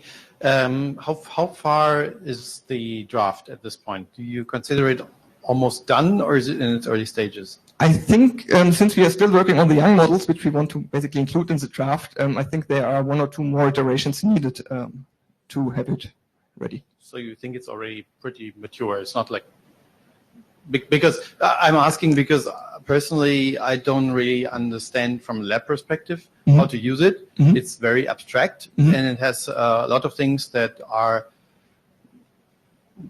for me, okay, it's kind of a guide how to do testing in general. Okay. And okay, if you want to do testing, you need to have your prerequisites aligned. If you Yeah, do testing true. for benchmark, you need a test generator. If you've done testing, you need to create a report. For me, it's very generic, and I'm still struggling to find like what would be the added value, the added information. I think the biggest point there is coming from this NFV world is really that we want to have these models to be there where someone gives you this data model is coming, okay, here you have my traffic generator with this model and his VNF, and you give it to someone and he has his default NFV toolchain, his, for example, open source Mano orchestrator together with an OpenStack Vim. And these are the standard tools. He grabs this description and runs a test on it without knowing the details on how to run a test and without the need to do the setup manually and configure things. Going the path down to this assumption of NFV that really everything can be done automatically without human interaction at that point. So the second question is, from our experience, all of the VNF testing is very domain specific. So at very early on, when we define, let's say, young models or whatever for testing, we get into domain-specific things. But this document doesn't cover domain-specific aspects at all. I am not sure whether this is a successful approach. Yeah, true. We leave it really open how the testing as such runs. So, for example, if someone wants, I'm not sure if you mean exactly this with domain-specific. If someone wants to test a firewall, in your case, we of course don't go the way down defining, okay, this is how you have to test a firewall. We just say, okay, this is the standardized framework, and you can use your benchmark, maybe relying on some other RFC, and let it be executed by this automation framework. And we don't think that at this point or at this high level of automating it, you need this domain knowledge, for example, which traffic profiles you want to send to your firewall, because this is kind of abstracted away. It's kind of a layer over the actual. So that is left to the experimenter, or do you plan to create follow-up? To the guy who defines experiments and ships kind of the experiment description. Okay, thanks. My last question is regarding this open source. 2 open source projects are described in the document, and I tried to download things from Gym, but I only found 3 YAML documents. It says like there is open source. It's a framework in which you can do something, but I didn't find any line of code. Yeah, I think I cannot say too much about the Gym stuff because the main author is working on it. I think the repository is right now being updated. At least he told me. I didn't check my own in the last week. I know for TNG Bench for sure, because this is what we are working on, that it's there, it's installable, and it's actually used by people. We are getting more and more feedback about it, especially from the NFV research community. All these H2020 European projects are collaborating with us when it comes to this testing and benchmarking stuff. And maybe you should try this tool. I'm pretty sure that you can. Yeah, so TNG Bench should be TNG Bench. It's also linked there. Should be complete. It's it's there and it's usable. Okay. And there are also examples on GitHub. So maybe you can update the Gym reference to either remove it or to make sure that there is something. Exactly. Yeah, I think Gym was announced already the last time to be updated, but I have no direct access to the code, so I have to ask my courses. All right. Any other questions? Great. Well, thank you, Manuel. Appreciate it. Right. Jacob. I think we're ready to hear from you. Right.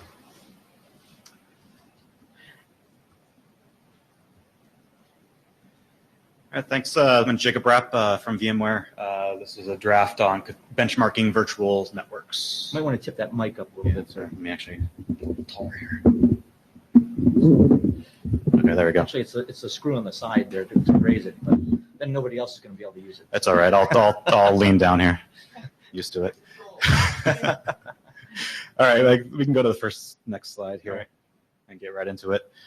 So this is the, I think, fourth iteration of this draft we're working on. We've been trying to narrow the scope down to network virtualization platform specifically related to the NVO3 working group to kind of narrow the focus and get the definitions down. This is a terminology draft, so we're trying not to do a bunch of benchmarking here. We're trying to define the scope of terminology that we're using. And we did in this draft several things. I mean, we're talking about server hardware and all of the known universe of and future things that we could do within the server to define the system under test versus just a device under test, as well as how to document those, and then add into traffic flow optimization and some control plane scaling as we go through. And I'll walk through each of those as we go. So we also, as we clarified the scope, we added several different scenarios to the scope. Scenario one being where we're co-locating the network virtualization edge within the server hypervisor. And I want to be careful with the server hypervisor because NVO3, if you look at the drafts, they use hypervisor and VM, but they can also be extended to containers and other workloads as well. So I know there was a container draft that was submitted this time. I'd be interested to understand how that could be worked on along with what we're doing here, because a lot of these same things apply and it should be extensible.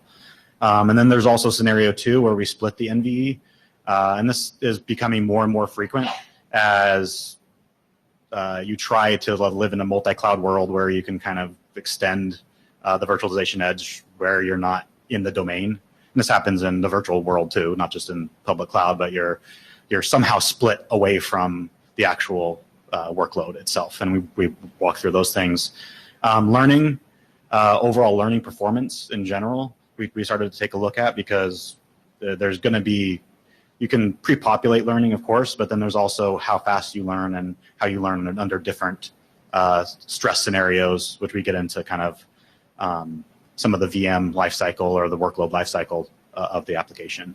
And then a bunch of different flow optimizations as well, because ultimately, as these platforms get more and more intelligent, they're optimizing flows in different ways. So we need to take into consideration how flow optimization is done as we walk through this.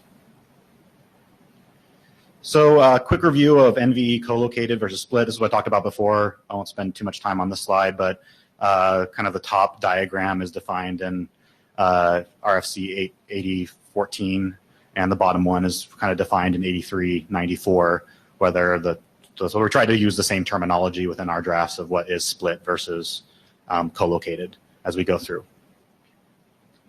So we also took one step further because we noticed there's actually a split co-located and a split not co-located. Because a split NVE could be actually co-located as a virtual machine or some other component that lives on the same physical SUT, or it could be split as in it's somewhere else. So we kind of subcategorized it in this recent draft to take into account, is it external to the actual SUT or is it part of the SUT to begin with? And there's different considerations to take into account when we do this. And after that, we looked at the traffic flow optimizations. So a lot of what, as new technologies keep coming, as in some of the, like moving everything to a smart NIC, for example, or co-processors or dedicated cores you're putting in. And this could happen. This is for like NFV world too, right? There's a lot of things we can do now. We're just trying to capture the set of universes of what these other things that are there.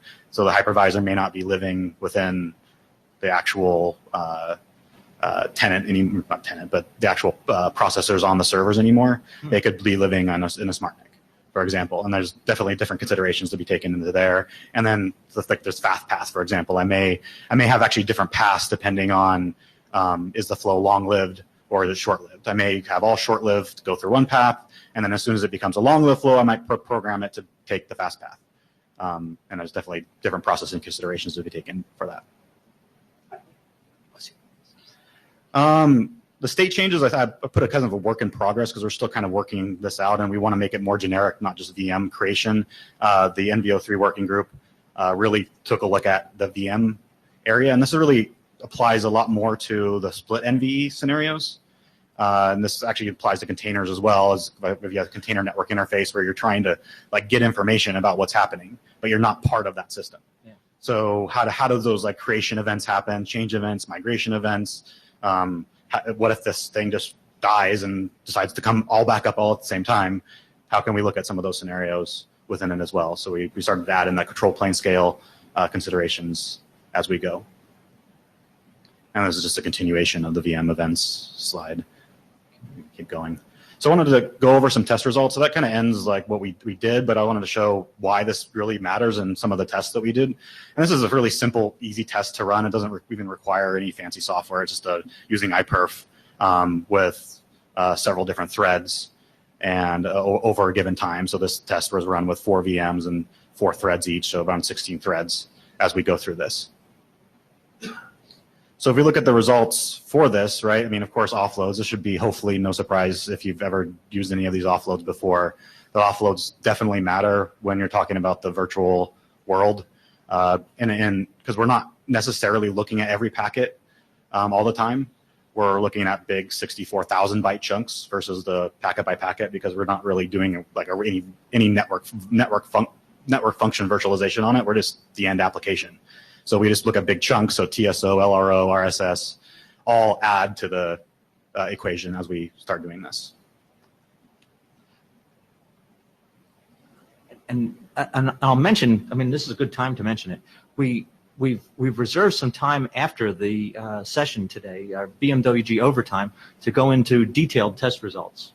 So if it's possible to kind of summarize quickly here, and then yeah, definitely. And then we'll pick that up in the Congress 3 hall, I think is where we're headed next. Sure. Okay. Yeah. So this next piece is the split NVE or co-located versus non-co-located, or the NVE co-located versus split. So there's definitely various different performance impacts, especially if you're kind of in line versus having to kind of hairpin things around as a split. And the 105 gig is because you're internal to the system itself. The next one is the external stuff, right? So we're using a 40 gig NIC here as we go external. So the differentiation kind of evens out a little bit more, but is still fairly significant. Keep going. And then just different platforms too. So platform 1 is hypervisor A, platform 2 is hypervisor, or different types of hypervisors. So you can have the exact same things all loaded in the exact same way, and just depending on how the hypervisor is implemented, it can have impact performance. Okay. So with that, those are the updates that I had for this presentation. I guess next steps, I don't know. I wasn't here last December, so I'm not sure where the status is. Are we on the map of the green and yellow or red? Or Well, I mean, the most critical points there are that we get some reviews. I think you've basically responded to the comments I posted last year. So now we need some other folks to volunteer to read this. But it looks like one of the things is that with the publication of some of the recent work from NVO3 working group, now you've got more direct references there, and that also makes a potential audience to get some cross-posting and get some review from the NVO3 working group, I think. So in any case, let me ask now, who would volunteer to read these drafts? I guess it's one draft, isn't it? And it's just one draft, right? And it's just at the terminology phase, so we're sorting out things that should make sense. Maciek and Sarah, very good. Okay. Yeah, and I know we started to go down the path of what firewall functions fit in this world too. Yeah. So I'd be interested to talk. What was your name again? Sorry. Karsten. Yeah. On how some of these things fit when we distribute a firewall on top of it as well. And that's kind of goes back to like what I was talking about of. I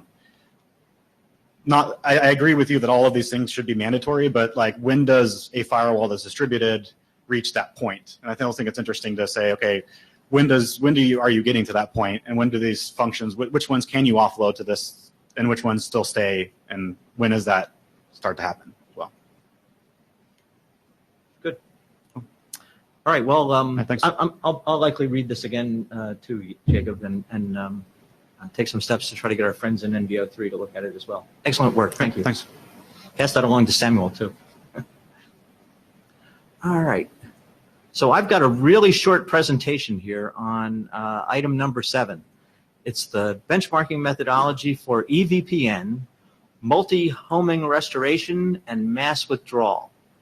I produced this draft for the last meeting, and I got some feedback off list.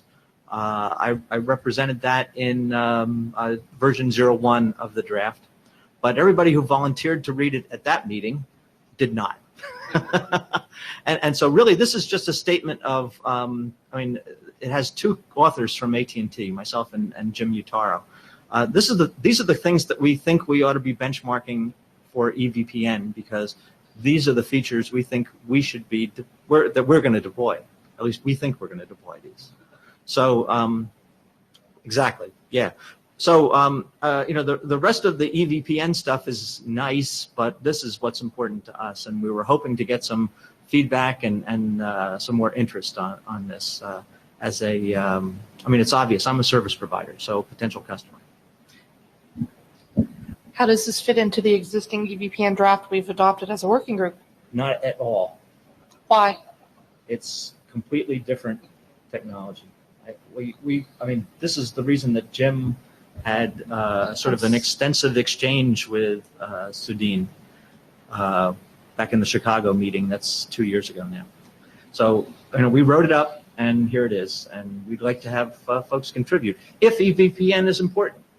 And if it's not, then not an important technology, then then we make another decision. I'm not a good reader of documents and contributor on a mailing list, I admit, but I think it's important, and I think it's good to test it. We see a lot of problems with these multi-homing scenarios.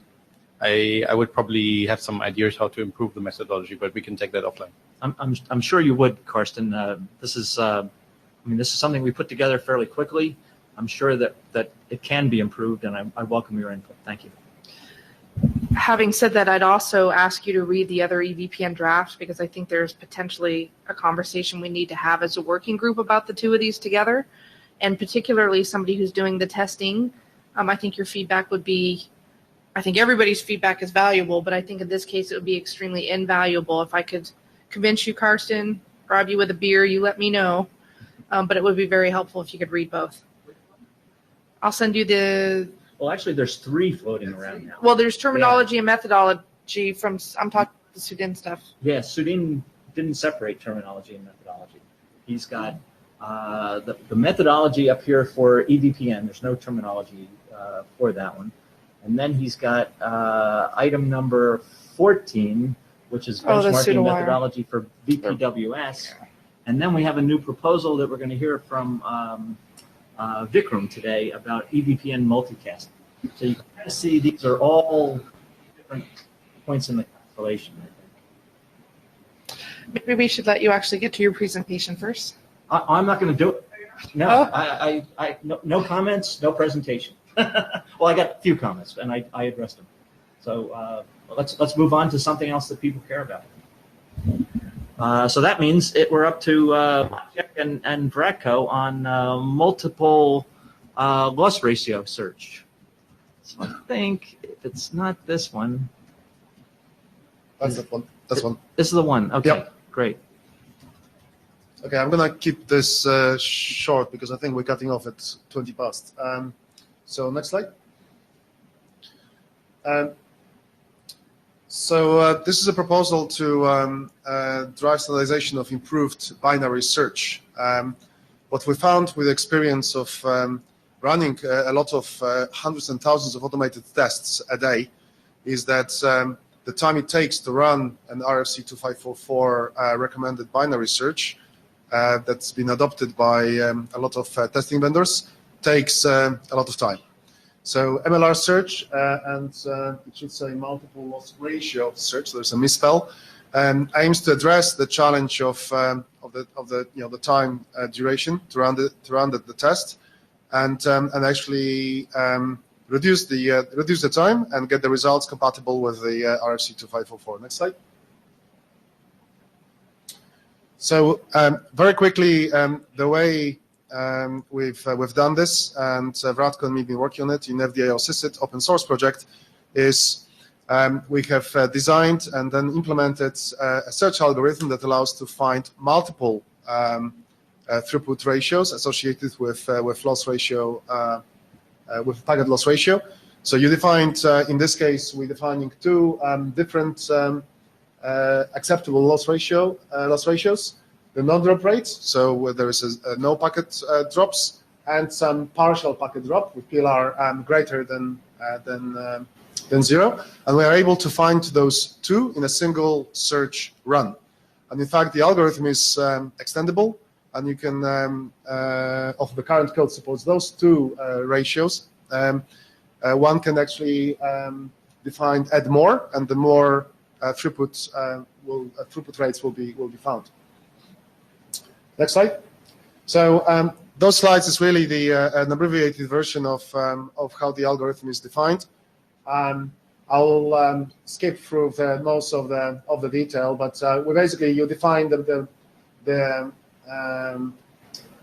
final trial duration, and we have a default currently set to 30 seconds, but the draft is likely to recommend a value that's compatible with RFC 2544, so 60 seconds. And the other important thing is the accuracy, the final relative width. So I'll stick to those. Let's move on. So the way we actually save time is we run an initial phase which discovers what the system is capable of. We call it the maximum receive rate, and we're using that as the input to drive the intermediate phases, where we start with a short duration, and we then geometrically drive it towards the finally defined trial duration. And in terms of accuracy, we use a similar approach where we have a geometric progression towards the target accuracy. So we start with shorter tests with wider accuracy window, and we end up with a longer test with a tighter accuracy window. And at the end, we're actually getting the lower bound and upper bound intervals that capture the rates we're looking for. Next slide. So we have a working implementation running now for over a year, and we are testing multiple different workloads, FDIO, BBP, DPDK, L3 forwarder, and test PMD applications, as that's within the scope of the project. We also publish the Python package with the algorithm, and NFV bench from OpenNV has been adopted, has used the package, and so far we had a positive feedback. Next slide. So we have some results which we will be discussing, we may discuss later. But the main point, and sorry, looks like the stuff is not really readable. But so next slide is actually showing the same stuff in the table. Okay. This shows basically the improvements we're gaining from applying MLR search versus the binary search. The top table shows the time taken for different tests and different durations, and compared to the standalone NDR binary search and PDR binary search. And specifically, if you're just looking at the gain for a single NDR search, there is a 50 to 40% improvement we're gaining by applying the NDR search. And if we're looking just for a single value, if we're looking for multiple values, the gain is much greater. Next slide. Mideko's asking you to speak into the mic. It's hard to hear without. Oh, okay. Sorry. So I'll repeat the last. Pick it right out of there and hold it up. The last summary. The gain from using the MDR search versus a binary search is in the range of 30 to 60%. Very good. Next slide. Yeah, so we're looking for comments, and assuming this is in scope for the group, and with enough comments, we'd like to ask for a draft adoption. Very good, thanks. Who's read the draft? Co-author and this gentleman here. Very good. Okay. I've actually investigated the search algorithm, so I'll put my hand up too as having done this as well. I'm particularly interested to see the results today. I think this is absolutely within our scope. I mean, I think that this is one of the things we've learned. The original binary search and the linear search that were in 2544 are able to be improved. So, and when time is of the essence, like you guys have testing sometimes 2-3 times a day in FDIO CSIT, speed is of the essence. So That's right. Yeah. So this is great. Okay, thank you. So I guess we got Vratko next.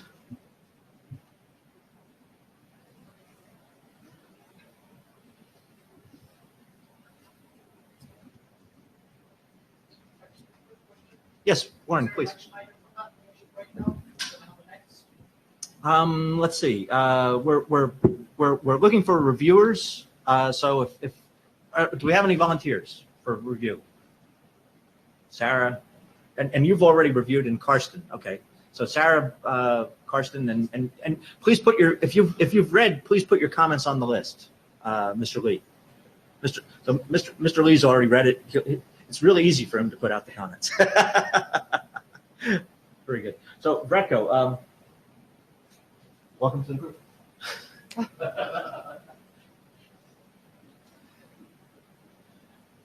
So, hello, my name is Radko Polak. I'm co-author of next draft. I think I don't have time to read all the text in the slides. The slides will be available, so I think I will pick up only. Why don't you hold the microphone? That way, when you turn, that way when you turn your face, it will follow you. Yeah, you can read that one. Oh, okay. So one of the things is that the word throughput has a really strong definition in RFC. So this draft needs another definition, and the main point is the last item here, that we want to make the most reliable conclusions of the data that was measured by this algorithm. Next slide, please. And the thing is, the algorithm is probabilistic, so it doesn't cut the search interval into definite halves or pieces, and it is trying to do something more smart in order to support systems that are not deterministic enough. The algorithm still needs quite a few assumptions about the system under test, so that the reported values make sense under those assumptions. And yeah, the main thing is that Bayesian inference is used, so there is a scientific background about the final value. Next slide, please. And yeah, maybe just skip this slide, because I plan to spend some more time when showing graphs. That's the thing that some features about this algorithm are easy to describe by showing graphs, and hard to define by putting text in draft. So yeah, another thing is that the PLR search aims to be a class of algorithms, and we only have one prototype implementation, and so these graphs will be specific to this one prototype implementation. This implementation uses two so-called fitting functions. Here is a graph. On the left we have absolute values, so you do not see differences around 0, and on the right we have a logarithm on y-axis, so you see the differences. Basically, the blue one races linearly for small values, and the orange one. So these x-axes are the same units. Yes, same units. So for example, at 105 something here, the logarithmic version still shows some difference that this graph doesn't reveal in the linear space. Is that it's just resolution? Yeah. That should correspond to each other. So if you see a difference, there is just an artifact of the software that was plotting the graph. The numbers are the same. Each fitting function can have two parameters. One roughly corresponds to this value specific here 1 million. So it could scale, and other parameter corresponds to how sharp the edge between 0 and this linear increase is. So those are two parameters that the PLR search uses internally. And maybe you can go the next slide. Okay. So the previous graphs were just plots of the functions whose formulas are in the graph. This is some data obtained by testing the algorithm on real system. So here it is VPP, vector packet processor, one specific test case, and you see that it looks like those two colors are converging. Those two colors are lower bound and upper bound, if you can read it. And it looks like that the algorithm really converges, but actually, when I looked at the data, it is not that algorithm was wrong earlier. It was just the system under test was getting different results, different amount of packets. So this graph actually shows that system under test changes behavior during the test, and the algorithm is following it. So it's very nice graph. Now it's a worse graph. You can see colors are different. The description is missing. It is from earlier implementation, and now you see the two colors do not look like they will ever meet. So this is like a bad case, and this is the reason why we are using two fitting functions. Basically, it's not exact, but the two colors correspond to predictions from the two fitting functions, and if you can see that the values are not converging, you can tell that there is something wrong going on in the system, or maybe some of the assumptions were not satisfied. Next slide, please. And here is a very bad example. This is actually when we find out that our system under test is not totally isolated, and there was another process that was affecting, and that was continually decreasing the performance. And you can see that both lines go down, but one thing is the two lines cross. The colors are still that green is up and blue is down, but you can see just using two fitting functions is not reliable, because in this scenario, the algorithm should tell you that the relevancy of the end result is not very good, but if you are unlucky and you hit the time where the values were close together, you can see like it looks like good precision, but it should not give you precision. Interesting. And next graph, and this is illustration. The difference is that this is a result of runtime of 10 hours. Previous graphs were just half an hour, and you can see once again system under test is not behaving regularly. You can see big jumps down. That means that the system under test usually behaves well, but one measurement encounters very high loss count. So that's why the algorithm changes the prediction on the way down. But you can see it if you keep it running long enough, it will eventually converge to some values that hopefully will be still relevant for the end user. So this is an example that this long run can be used as kind of a soak test, which both discovers and validates the critical load. And we have also sent some questions to the email about asking how do people use soak tests, so that we know if this is good implementation for soak tests or we need to change some behavior. Here are the links for people who are interested, and the next slide will be probably my last slide. Okay, so probably I have uploaded a different version. There should be a slide with next steps, which are basically, these are the graphs I don't have time to describe. So next steps are basically the same as for MLR search. So we are we would like to hear any comments, and we would like to be adopted. So that's all from me. Any questions? Well, very interesting presentation. A lot to understand here. There's lots to unpack about what you're doing, which I think we can only begin to appreciate after reading the draft. And so that's a good time to ask for volunteers. We can't ask the co-authors, and they've been contributing like crazy to the review volunteerism today. Who's willing to read the draft? Can't just be the chairs. It's got to be other people. This is, all right. Well, we'll continue to let's hope that we can get more people interested when we talk about these results in a little more detail in the overtime session. Let's hope for that. Okay. Thanks. All right. Thank you very much, Fredko. All right.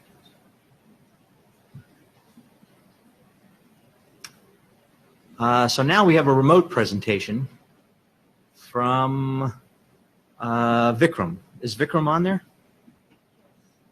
Yes, this is Vikram. You're able to hear me?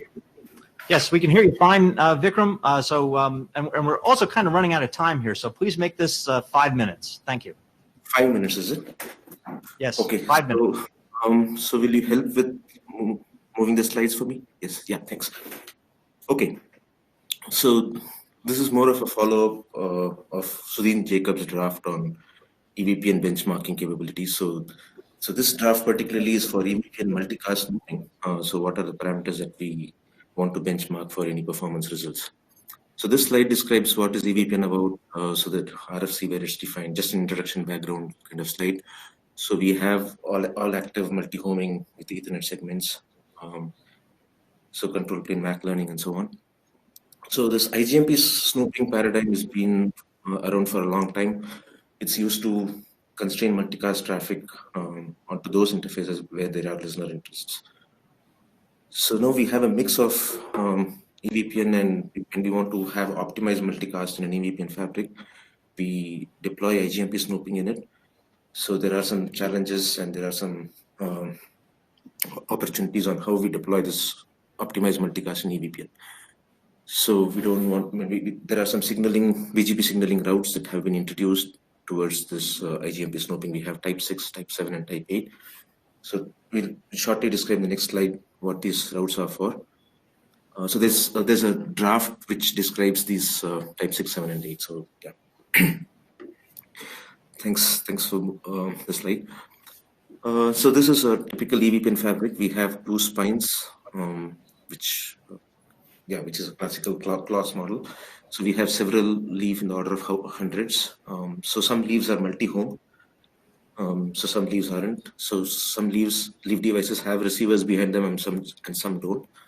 So when the multicast traffic comes from the RT router tester behind spine 2, so this traffic gets flooded towards the leaf devices. So with snooping or with optimization, so the traffic from spine 2 gets only to those listeners where there are actually listeners. So the listener interest is conveyed by this router tester behind the C at the bottom by sending an IGMP report. So the leaf devices that gets this IGMP report translated into a BGP type 6 and send it to the spines so that the spine 2 can track about the listener interest and forward traffic to the listener selectively. So there's one more challenge here, that when the leaf devices are multi-home, so the IGMP joint reports have to be synced across these multi-home devices so that when traffic comes from the core, both the leaf devices have state so that the EVP and DF actually gets to forward the traffic to the listener. So overall, so the type 8 is another route type where we actually use it to indicate that there's a IGMP leave or a disinterest in that group, and we want to sync it across the multi-home leaf devices. So overall, we have described how multicast snooping signaling works in the access interfaces as well as on the EVPN core. So we want to measure different parameters for which the learning rate and the convergence and so on. So that's what is the draft about. So this topology is pretty much a reflection of what is there in the draft. Thanks. We can move to the next slide, please.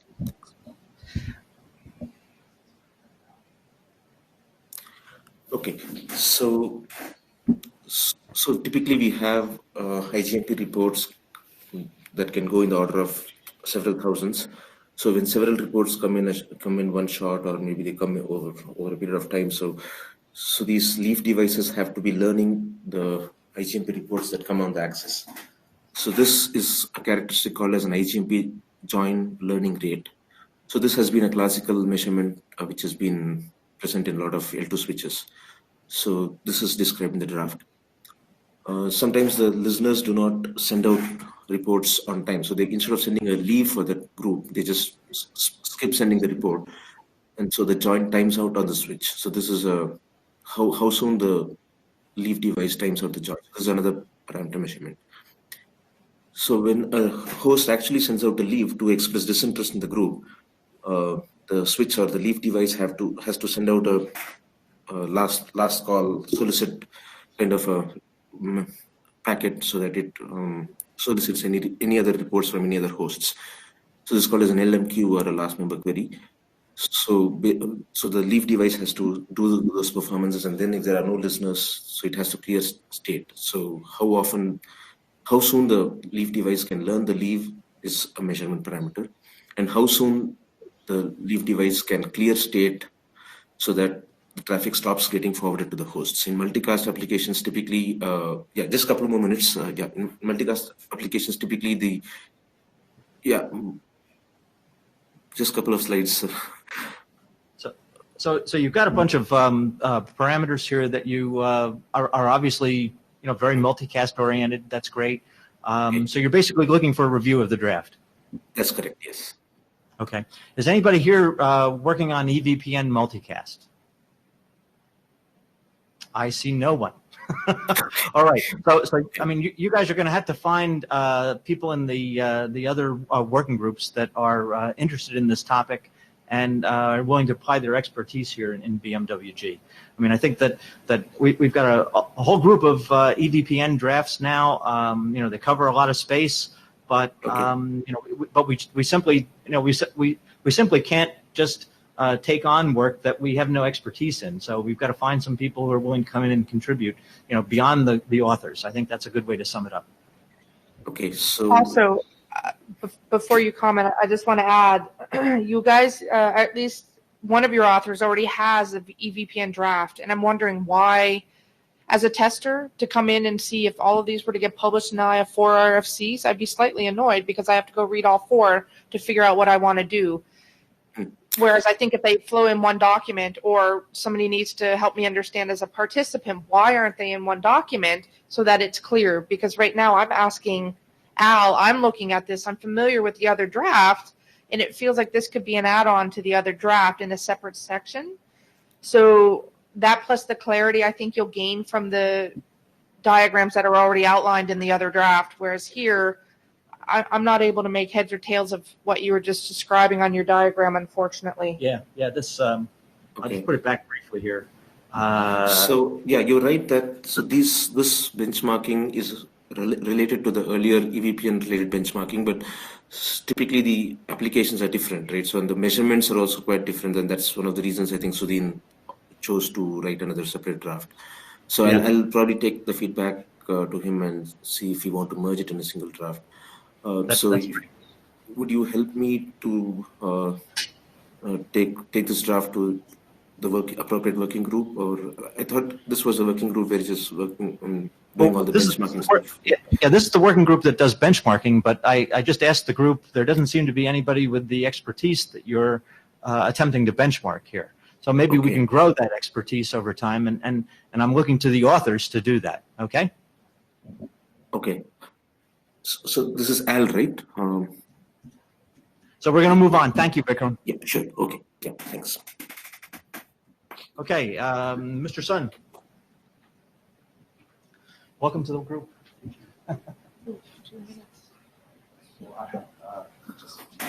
Yeah, I try to get it done in 5 minutes, and we'll maybe go over 5 minutes for the other one, and then we'll all go downstairs and do the rest of our meeting. Okay. So hello everyone. I am the KJ from the Sungshin University in Korea. So I briefly talk about our experience for network performance in the containerized infrastructure. The next slide, please. So everyone knows about what is the container and then what is differences between the VM-based infrastructure. So I'll move on to the next slide. So in the HG NFV TST group, they also already defined the different network setup architecture compared with the VM-based infrastructure. So main difference is that in the containerized infrastructure, they may use OVS, but there are so many other options to supporting the network. For example, there is some network plugins such as CNI or CNN. So they use so they have some different characteristics. For example, the number of bridges they use or something like that. So we want to try to test depending on their some differences, and then we test our throughput and then the latency between the two VNFs. Okay, next slide, please. And in the Bmwg, there are already two RFCs about the NFV benchmarking, and then RFC 8172 and then 8204. And then we started to making our draft from this below two questions. Does it applicable for containerized infrastructure? And then all the test scenarios they mentioned are covered also in the containerized infrastructure. Okay, next, please. Yeah, so for our experience, so we consider some the different deployment environment, which is a container or bare metal model and then container or VM model. And then for the environment setup, we use OpenStack and the Kubernetes hybrid environment. And then we consider some various network features such as Flyknit CNI and then Kurio networking supporting by OpenStack. And then we also consider the SRIOV as the network exploration. And we test the VXLAN and VLAN and SRIOV traffic between the two VNFs. Next slide, please.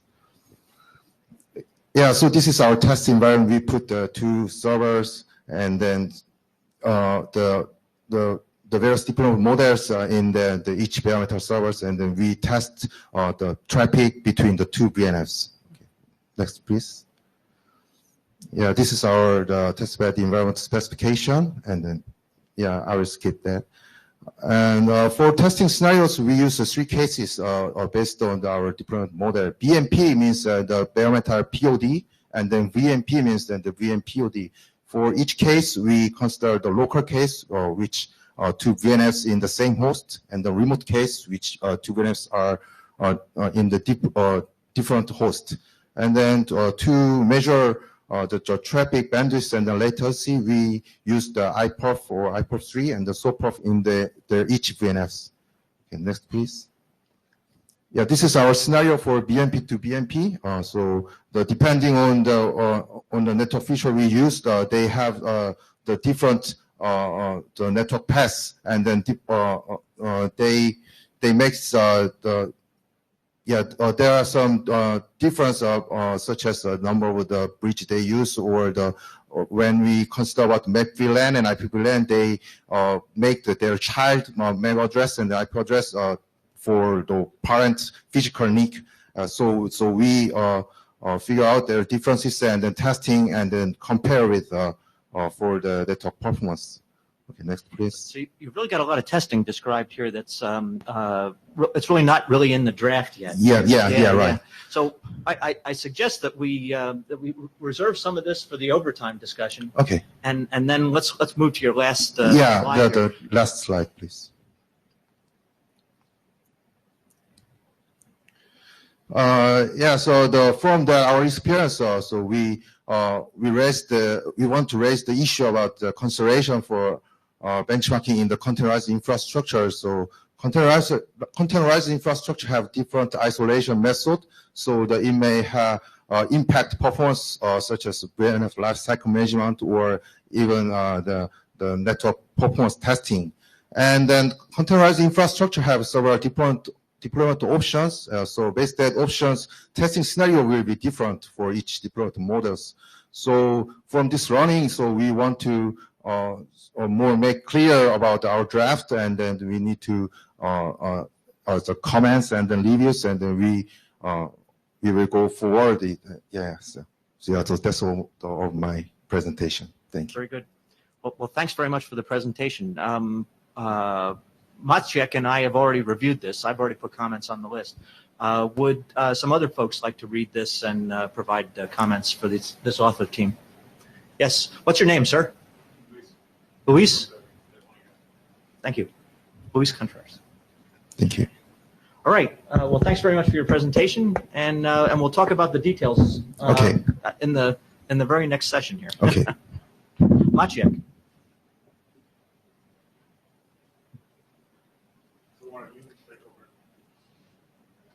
Pardon? Just note taking.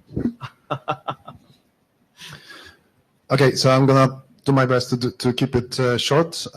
Next slide. So I'm here representing work of Peter Mikus and myself, and the goal for the draft is to define a consistent methodology that allows us to benchmark software data planes or network function data planes running on a single server, but not in isolation. So not a single network function, but multiple thereof, and including the cases where they constitute a bigger service, whether it's a service chain or reverse topologies, and specifically try to capture the impact of the noisy neighbor and the usage of shared resources.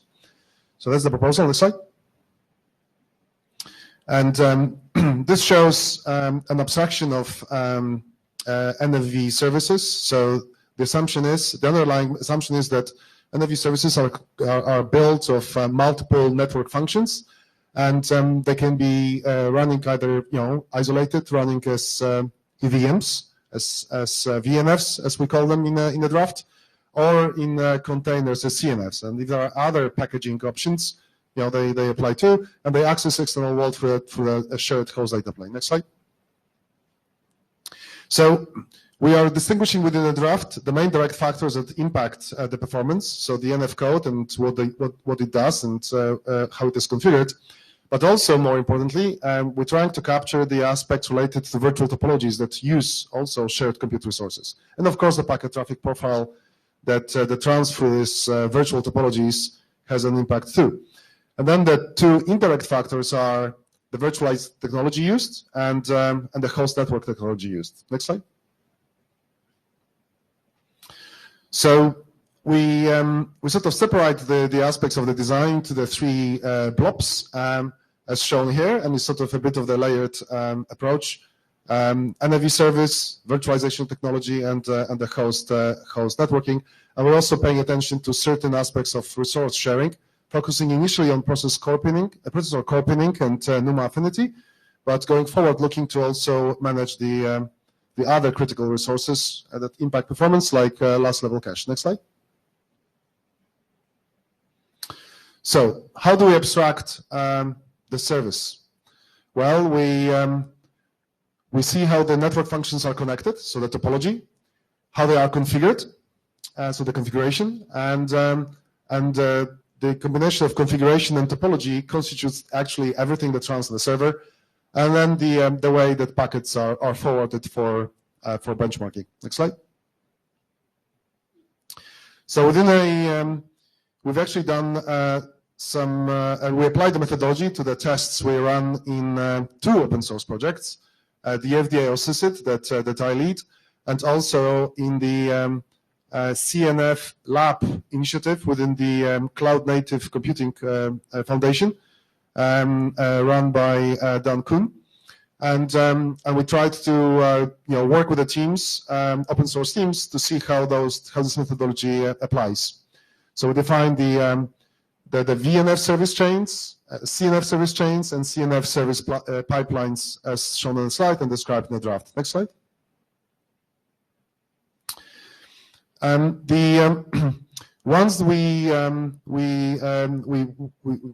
you configure or design this NFV services, you end up with a core usage. So we have composed a number of different service density matrices showing the NF count view and also processor usage, processor core usage, and we also present the results within the similar matrix where we have row indices representing number of NFV service instances on the server, and the columns representing the size of the service or number of NFs. Next slide. We've also proposed a well-defined, we believe, core-focused resource allocation, which is this matrix. And I don't have time to go into the detail, but we can discuss in the context of results maybe in the overflow. So next slide. And you got some sample measurements. Right. So there are some measurements for the status highlighted in the table. Next slide. We can't measure all combinations due to the shortage of resources, so we clearly are bound by number of cores per socket, but as those are increasing, we are expecting to improve the coverage. Next slide. But hopefully you're getting the view of how systematically we're approaching the problem. And here are the results represented in the very much the same matrix. So number of service instances and number of NFs.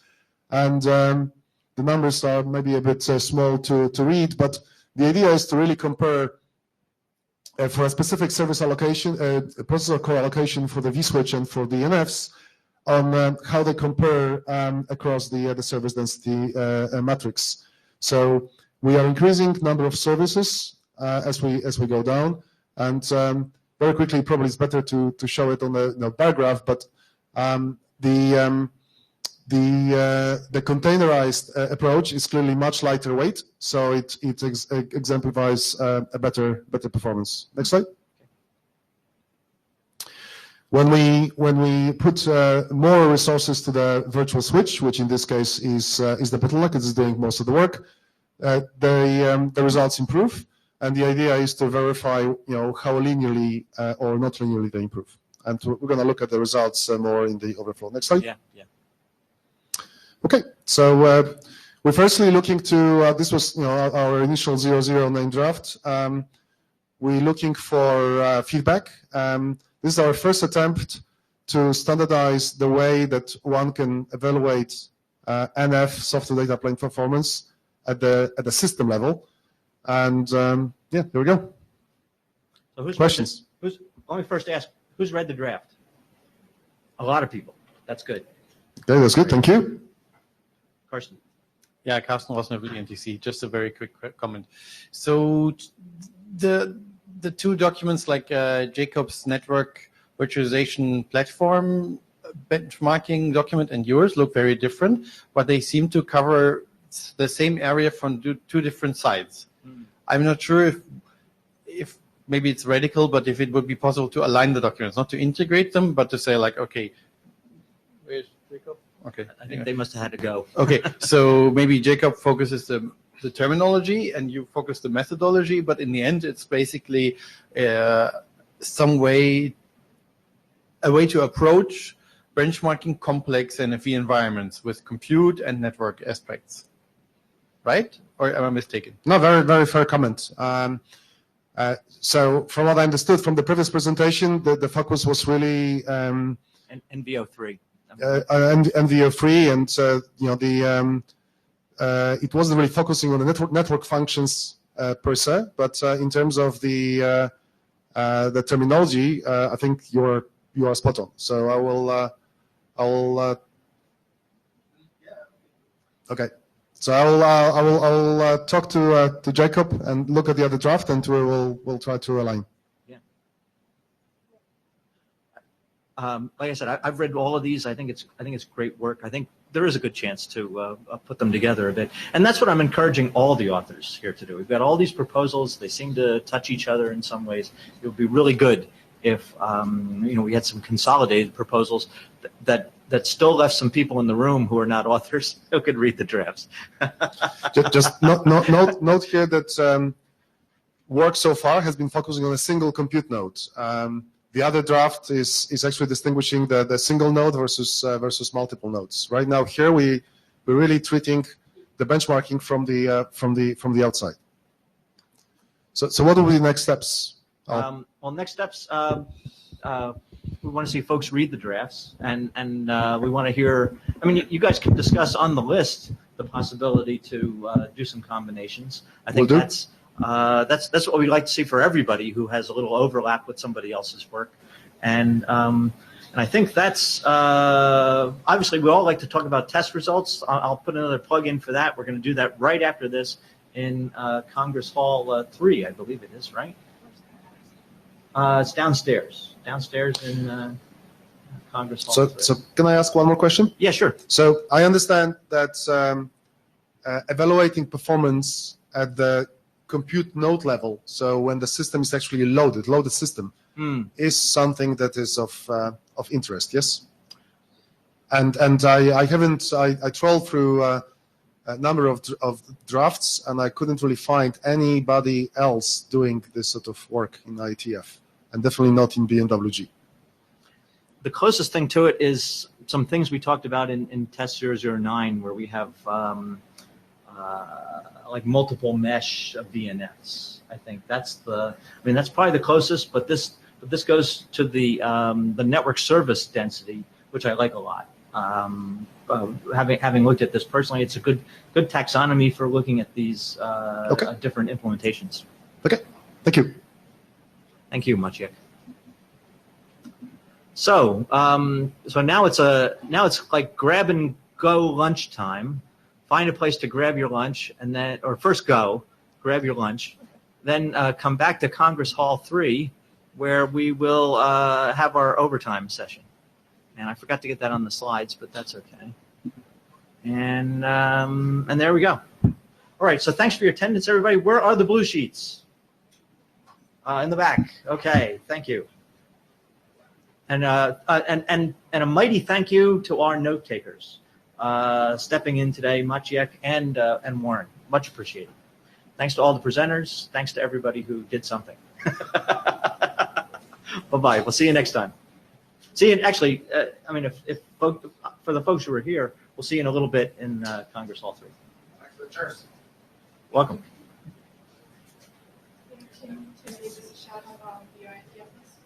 Tim. Oh yes. No. I didn't.